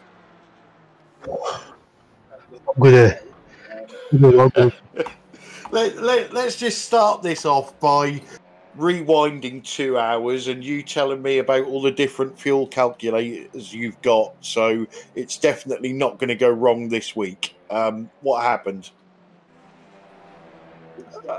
I don't know. I really don't know. I looked at one of the screens that said I had 1.07 laps to go. The white flag came out, and I thought, so that's telling me I've got a lap to go. I could do this.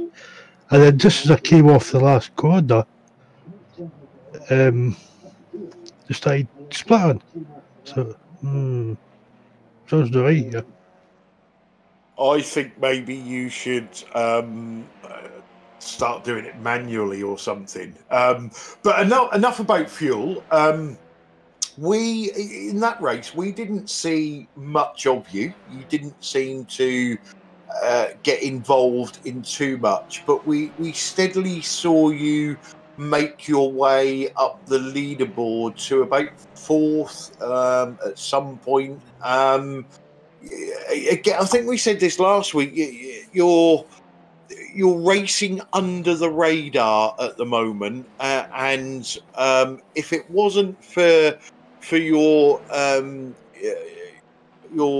can we call it? I'm not going to say mistakes, but your bad luck with fuel calculations, you would be right up there at the moment. I knew I should have stuck in at maths at school.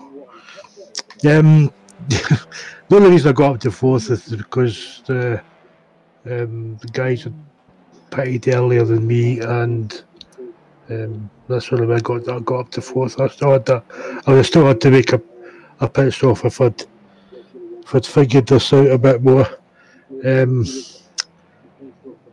But I spent all race trying to get a draft off of somebody to try and save a bit of fuel, because I think Gary and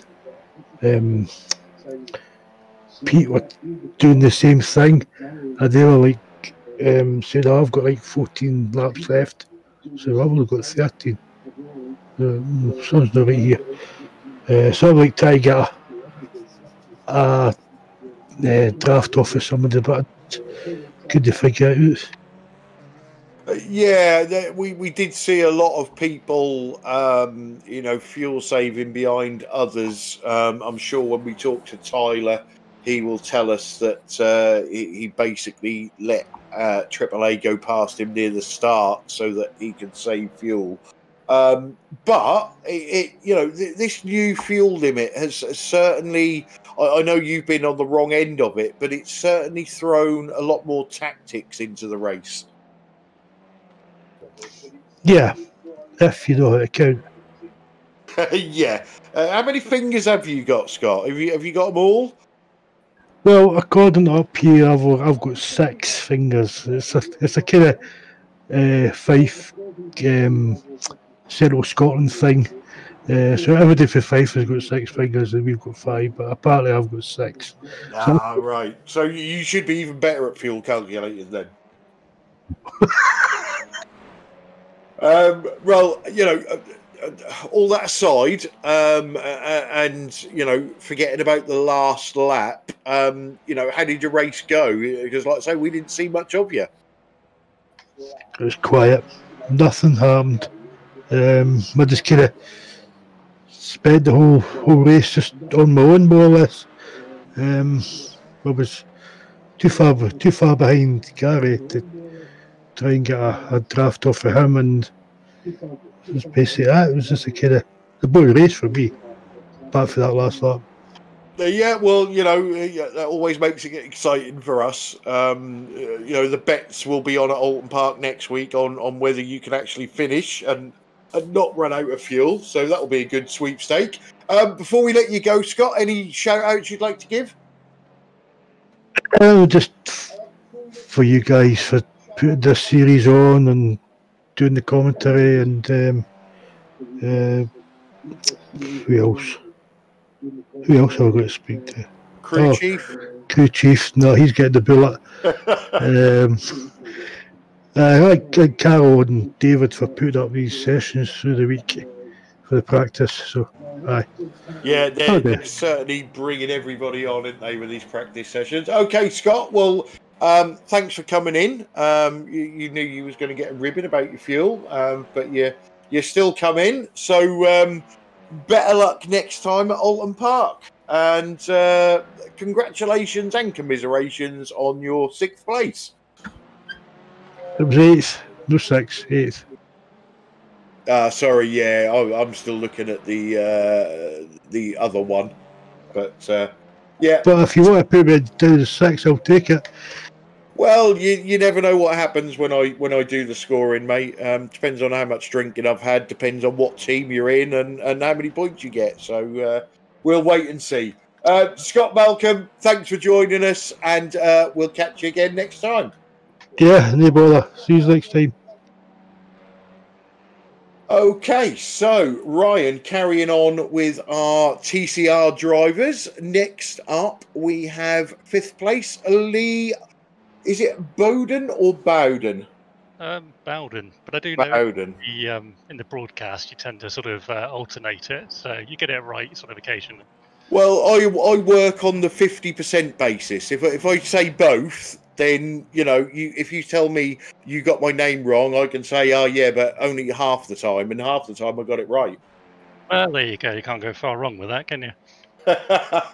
So I was going to get Ryan to interview you, but I'm already in full swing. So again, we didn't see much of you. We see a lot more of your teammate and his crash, which ended his race. How did it go for you? How did you find Long Beach? Yeah, not too bad. I mean, it's one of those awkward circuits where I've never sort of driven on it before on like any other sim or anything like that, so I've only ever tried sort of racing it since it's come out on iRacing, and it's sort of one of those sort of tracks where, to be honest, I don't really want to push it, just drive about 90% and then just sort of bag the points at the end of it. Just sort of seemed like the sensible approach, really. I kind of worked out quite early on, didn't have the pace of some of the other drivers, and I just didn't really think it was sort of worth pushing too hard and then just smacking straight into a wall.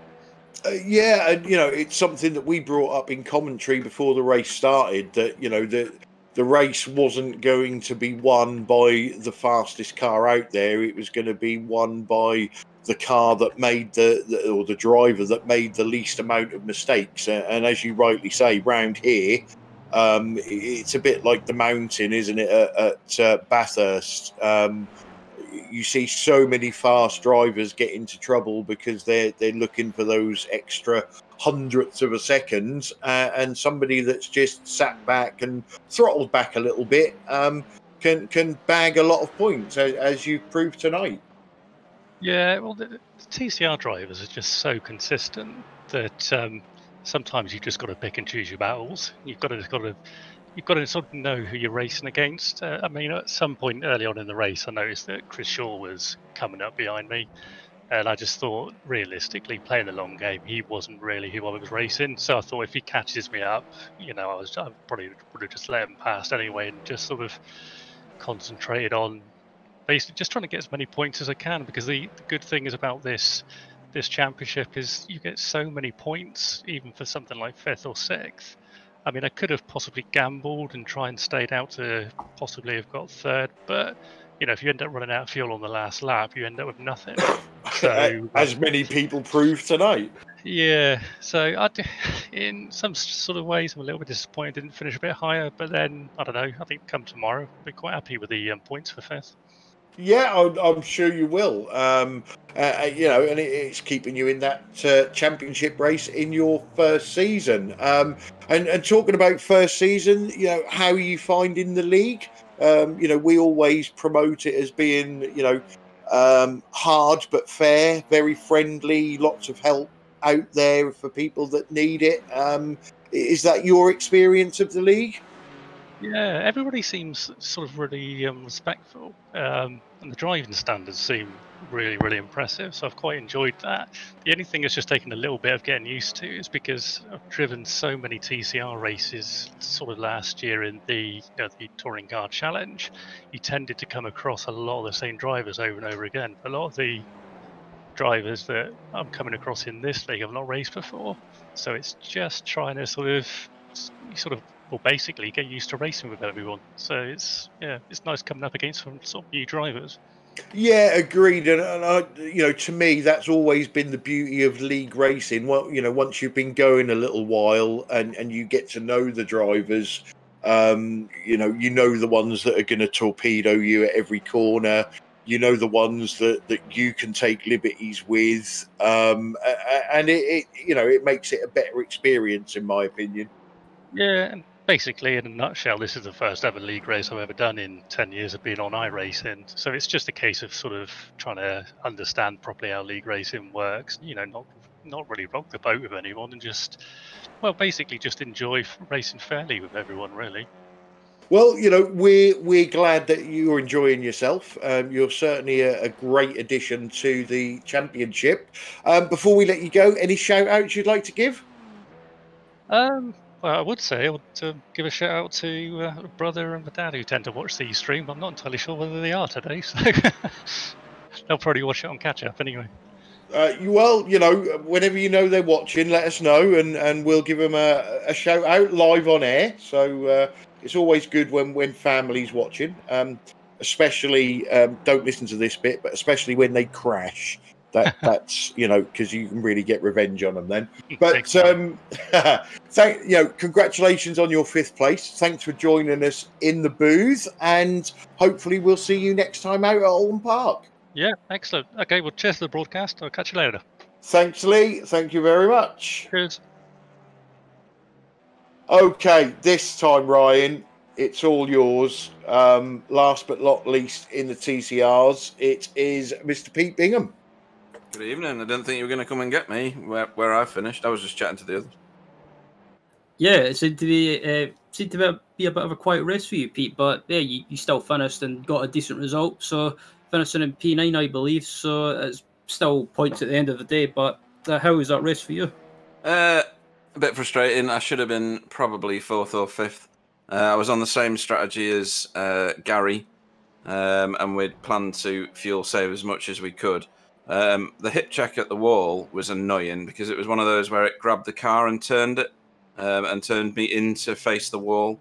So other than a bit of embarrassing, it didn't really do much damage to the car at all. But then on the same lap further round, I think you got it on the broadcast when Roger pitched his car into the wall, and both of them bounced into my line of in my driving line. So that damage then ruined my strategy, and I continued to save fuel, and annoyingly I pitted with a few laps to go thinking I couldn't make it, and finished the race with more fuel than I needed.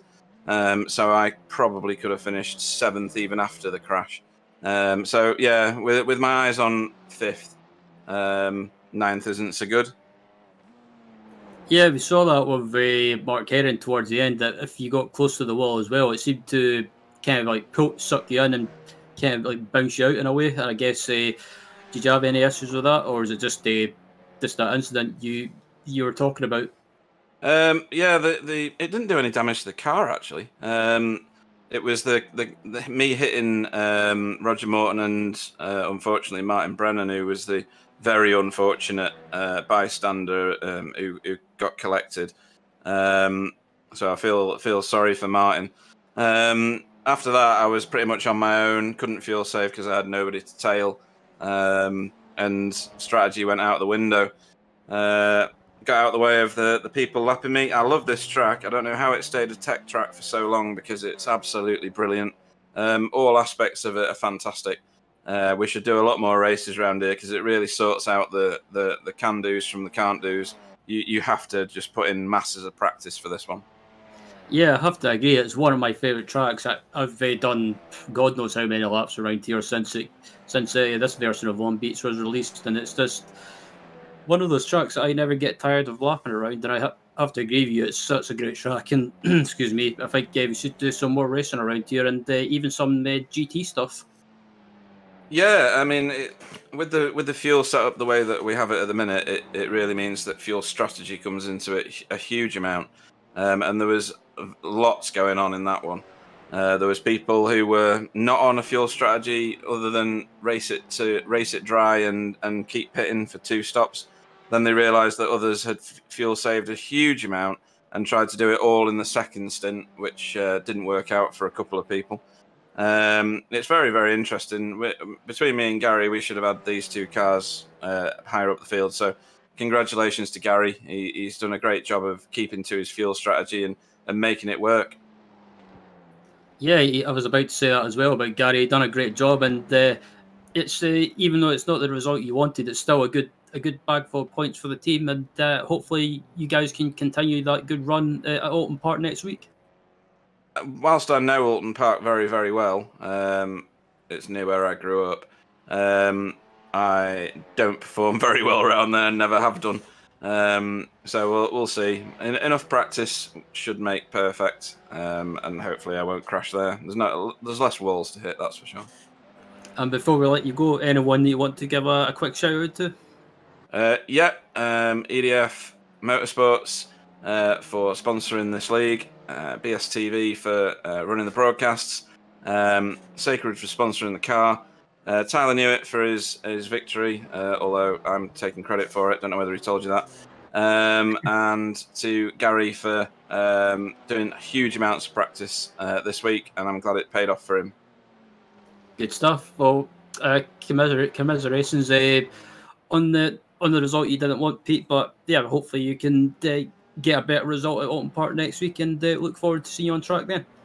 Absolutely. Cheers, guys. And just before we let you go, Pete, I just need to tell you that Sam accidentally did a replay of your accident, and then he accidentally pressed the slow motion button. Yeah, I saw it. Don't worry. Revenge, as they say, is best served sweet. And then, not that I'm a grass or anything, but Elvis said, no, that was Pete at normal speed. Yeah, I saw it on the chat, actually. Elvis can pay for that at some point in the future as well. Right, thanks for joining us in the booth, Pete. Yep, cheers, guys. See you later. No. Right, let's start with our GT4 field and our winner and tactical supremo, Tyler Newitt. Welcome to the booth. I got to wake back up after getting through all the TCR cars. Well, yeah. So, let's be honest. Tactical genius or luck? Genius is a strong word, but it was a plan. I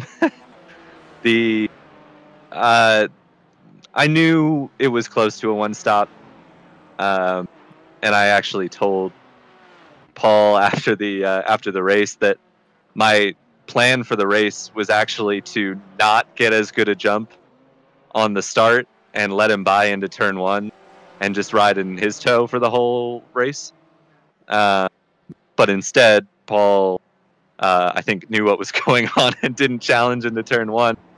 And poor AAA was my unsuspecting tugboat, I guess, towing me around the track. I let him buy, early on in the race, and I told him, here, you can have it. And I figured at some point he would have caught on that I was just sitting back there saving some fuel. But he was a little upset. He said that I tricked him. So I think I won't be getting any help from tactics time around. But we sort of guessed what was going on because it was a little bit obvious. You didn't put up a fight, but then obviously it was really close between you two after the pit stop. And it seemed like we was umming and ahhing whether AAA was going to have to stop again. I didn't think he had to. Sam said he did have to. if he didn't have to stop again, did you have anything for him? Do you think you could have challenged for the lead if he didn't have to stop? Before my screen cut off, yeah, for sure. I was pretty confident that I had the pace advantage. But I knew as soon as he stopped on lap 20 the first time, I knew for sure he wasn't going to make it. I mean, Paul went 22 laps, but he was losing time hand over fist. So even though 22 laps was doable, I knew that the BMWs at least couldn't do it at any reasonable pace. Of course, you say you had a sense of what was going on, but I listened to the broadcast during the race, right? And you guys were throwing darts at the wall and like, oh, Tyler's slowing down to, make the race a lap shorter. You didn't know we were fuel saving until like halfway through the race. No. That was obvious. We just don't like to let everybody in on our secrets. That's and if we throw enough tactics at the wall, we can claim a victory at the end of it because we've got to get it right somewhere along the line. You said you had a VR issue. Was that where you basically stopped in the middle of the track? Yeah, so what happened is my mouse fell off my I have a little like mouse pad kind of set on the rig, and it clicked away from iRacing, so everything just froze, and I had to scramble to find the mouse with my headset on and click back to iRacing. So fortunately it didn't fall far, but I did lose, I think, like 7 or 8 seconds in that. So that looked like a slowdown. It looked like you was trying to slow down and then had to stop to get rid of it. But we know the real truth now. Wasn't the cat, was it? No, it wasn't the cat this time. It was just the curbs at Long Beach. They shake the rig through the wheel. So my mouse pad is not big enough, evidently, because it just fell. But no, it was a shame. It was probably good for the show because it meant that I had a battle with Paul instead of just kind of cruising once AAA had to pit in. But it was not fun for me because I did not want to have to battle Paul because I knew he was good on fuel, having gone 22 laps the first stint. So it was it made things interesting for sure. Yeah, it certainly did, and it always keeps us guessing at the end, which is good. So congratulations on your first place. Any shout outs you'd like to give before we let you go? Well, I was told I was required to dedicate the win to Pete because at one point he let me go a little bit. So that was enough to earn him my dedication for the whole race. Well, there you go. Thank you, Pete. You are the reason that I won, and my pace had nothing to do with it. So, and I should thanks to you guys as well. This league is just a bunch of fun and a bunch of good guys. So, always have lots of fun. Excellent. Even without Pete's help. Excellent. Yeah. Well, well done, Pete. Thanks ever so much for letting Tyler win. Right, Tyler. So again, congratulations on your first place. No doubt we will talk to you very soon. But we'll let you go and we'll start bringing some more people in. Thank you. So Tyler Newitt there, first place in GT4. Ryan, let's have Paul Burgess, second place, GT4 in the booth. Yeah, Paul Burgess joining us on the booth. And first off, Paul, congratulations on second place. But yeah, I guess you were kind of surprised by that, because it looked like Abdul and Tyler pretty much finishing where they were. But unfortunately, Abdul had to make a splash and dash in the finish, the closing stages. Sorry. Yeah, well, I think I knew Tyler was fuel saving. I wasn't sure about Abdul.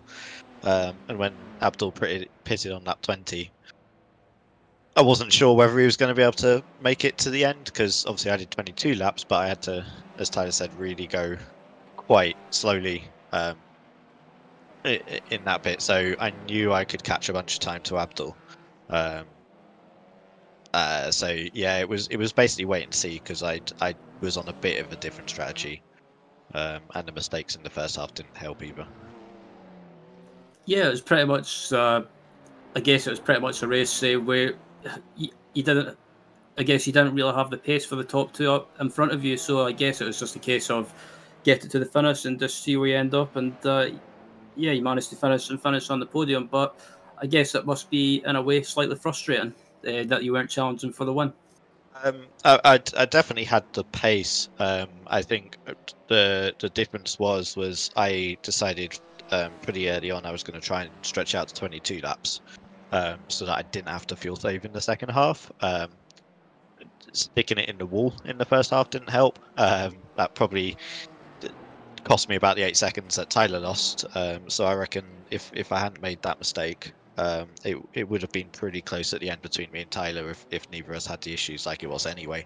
But I've definitely found a bit more pace here this week. I've enjoyed it. It's just a case of, I think if it wasn't a fuel saving race, it would have been very interesting. Because it's a track I really enjoy, and really just find pushing the limits really fun here. And yeah, that with regards to this track as well, is it one that you would like to come back to next season or see it on the schedule? Oh yeah, most certainly. It's really one that rewards being able to get close to the walls and understand just how far you can push the car, and it's a bit like Belle Isle from that perspective, that you really get in the flow. And it's just awesome fun when you do, when you're right up against those walls and just pushing those lap times, just brilliant fun. Before we let you go as well, anyone you want to give a quick shout out to? Yeah, this week I fortunately got in a race with Alexander Walton, who's very, very quick round here, and he was kind enough, being my teammate and racing a league before. With him, he was kind enough to go through and give me some tips here as well, so I think that really helped. I definitely found some more pace after that, so definitely big shout out to him this week. Good stuff. Well, again, congratulations on second place, Paul, and we'll look forward to seeing you on track at Alton Park next week. Thanks very much. And yeah, up next, I believe we've got our last interview of the night, third place finisher in GT4, Abdul Alam, your review, Clyde. Yeah, Abdul, welcome to the booth. Hello. Hi, hello. So, where do we start with this? I can only say I think we had your inset picture up when you had to make your final pit stop. Yeah. And I think everybody saw all the emotions come out all at once. Yeah, I just didn't believe I didn't have enough fuel. I tell you, Tyler tricked me big time this race. I'm not gonna forget tactics, this, mate. That's what it was. Yeah, he bluffed, and I just And you fell for it. Yeah, I realized what he was doing very late in the race. It was too late for me to react. I just had to keep pushing and hope I'd have enough fuel to finish the race. And you obviously you wasn't the only one that struggled with fuel, but taking it back to the start, so we had Xavier Mamucha on pole, and he crashed. I don't know if it was lap 1 or lap 2, and you must have thought, well, hang on a minute, it's Christmas again. What? What lap was that? That was right near the start when he crashed. It was lap 1 or lap 2. Yeah, I realized that because I saw Xavier 13th place, and I just wondered how that was. But in the first few laps, I was catching Tyler at a very fast pace, so I thought I might have the pace on him over this race. And then he let me by, and I should have clocked it then, but I didn't. So, yeah, that say at the start there, it did seem fairly obvious what Tyler was doing, and the fact that you didn't. When people usually have genuine pace over other people, they tend to then pull away. But Tyler stayed with you. And then when you two guys came out of the pits, you were so close, so close. It was like I had this feeling that you was going to outbrake yourself and go into the wall because you was pushing it that hard and braking that late to come out in front of Tyler. But you got there, and at that point, did you think you was okay on fuel? Yeah, I think I was good because I checked the time, and I pitted with 33 minutes remaining in the race. So I thought I was close, but I should be able to make it. Yeah, but that pit exit on Tyler, it was so close. I had to shut my eyes in my in my VR headset. It was so close, and as soon as I passed him, it was like 0.2 seconds behind. Yeah, it was dead close. Yeah, it was a fantastic race right up until the point when you had to pit. But ultimately, yes, that was possibly a win thrown away. But you still come home with the third step on the podium and bag some big points. So there's certainly some plus points from that race. Yeah, of course. I'm quite pleased with this track. I was surprised I could handle it. I'm going to cancel my gym membership because that hairpin just destroyed my arms, and I'm glad I've got the fastest lap time as well. So all in all, it's been a good result. And it's unfortunate for Stuart. He had a bit of a mess of a race, but also with Mark. But then Tom won on in the TCR, so it's been good and bad for the team. But we'll just take what we can. Yeah, it could have been an absolutely fantastic night, couldn't it, for the team? But the team still got a win. You still finished on the podium, so like you say, silver linings and all that. Before we let you go, mate, any shout outs you'd like to give? My usual shout out is to you guys, as always, for the fantastic league. I've also got to give a shout out to Tom for the win. Unfortunate for Mark, so next time. But thanks a lot, guys. Been fun. No, and Tyler for the win, and next time he's not gonna. Yeah. Promise. Yeah. Get yourself a voodoo doll, mate. That's what I do to people. Well, congratulations on your third place. Thanks for joining us in the booth. It's always a pleasure, and hopefully we'll see you next week at Alton Park. Thank you very much. Yep. Take care. Thank you, AAA. Okay, guys. So that's the interviews over. Ryan, sum up that race for us. I can't really think of anything. No, the closing stage is just wow. Yeah, wow is definitely a word. I think that was a race that had a bit of everything.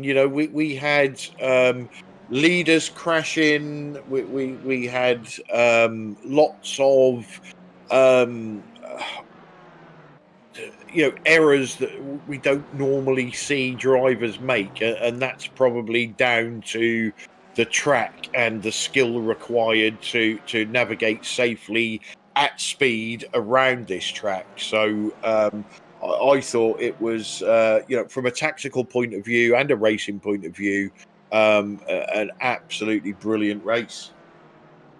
Yeah, I thought it was a brilliant race as well, and there was a great battle for the win going down to the closing stages, and like you say, there was a bit of a strategy game going on as well, and like Abdul said, he was a bit frustrated that Tyler basically just caught him out, but fair play to Tyler. He managed to pull off the fuel strategy game and pull it off to take the win. So, and I thought it was a well-deserved win, but also there was some notable drives as well from Mark Heron, who I thought was going to hold on to take the win in TCR, but unfortunately it just all came undone in the closing stages.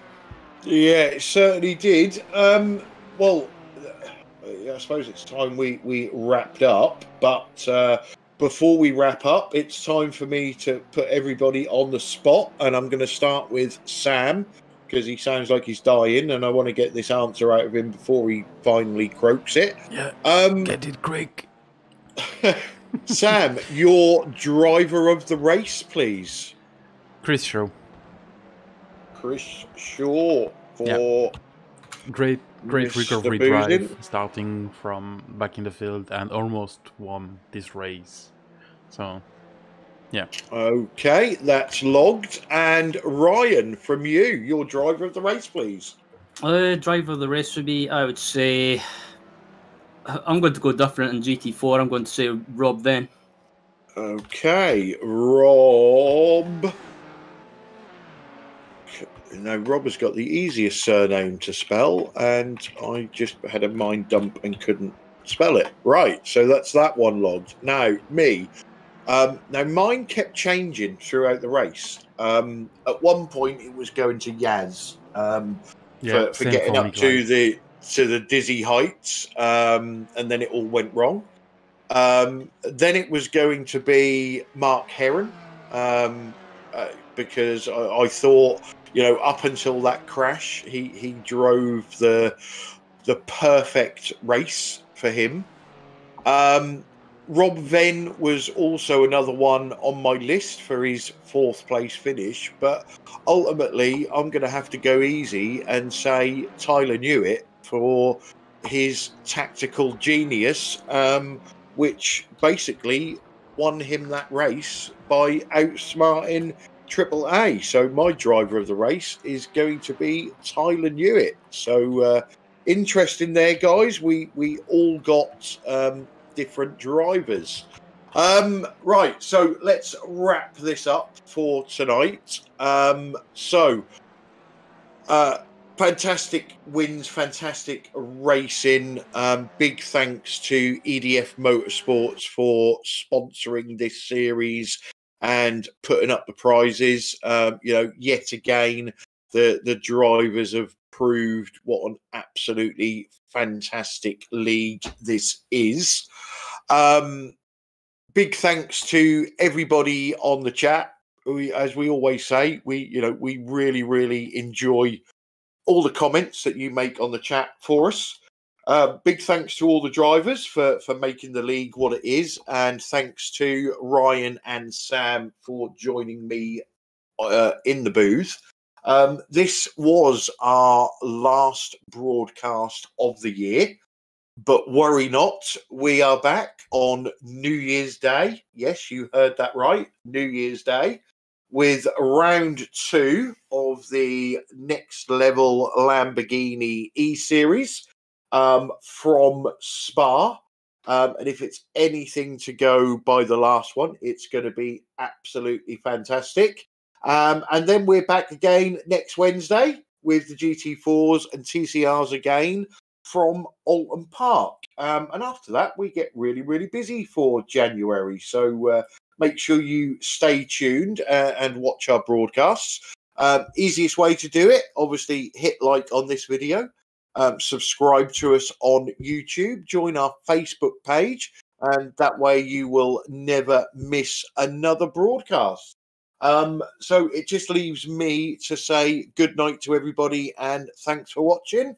Hand over to Ryan and Sam. They will say their goodbyes and then we'll close the broadcast for the year. And get this, I always love saying this, I will see you all next year. Yep, good night all. Thanks for watching and Happy New Year when it arrives.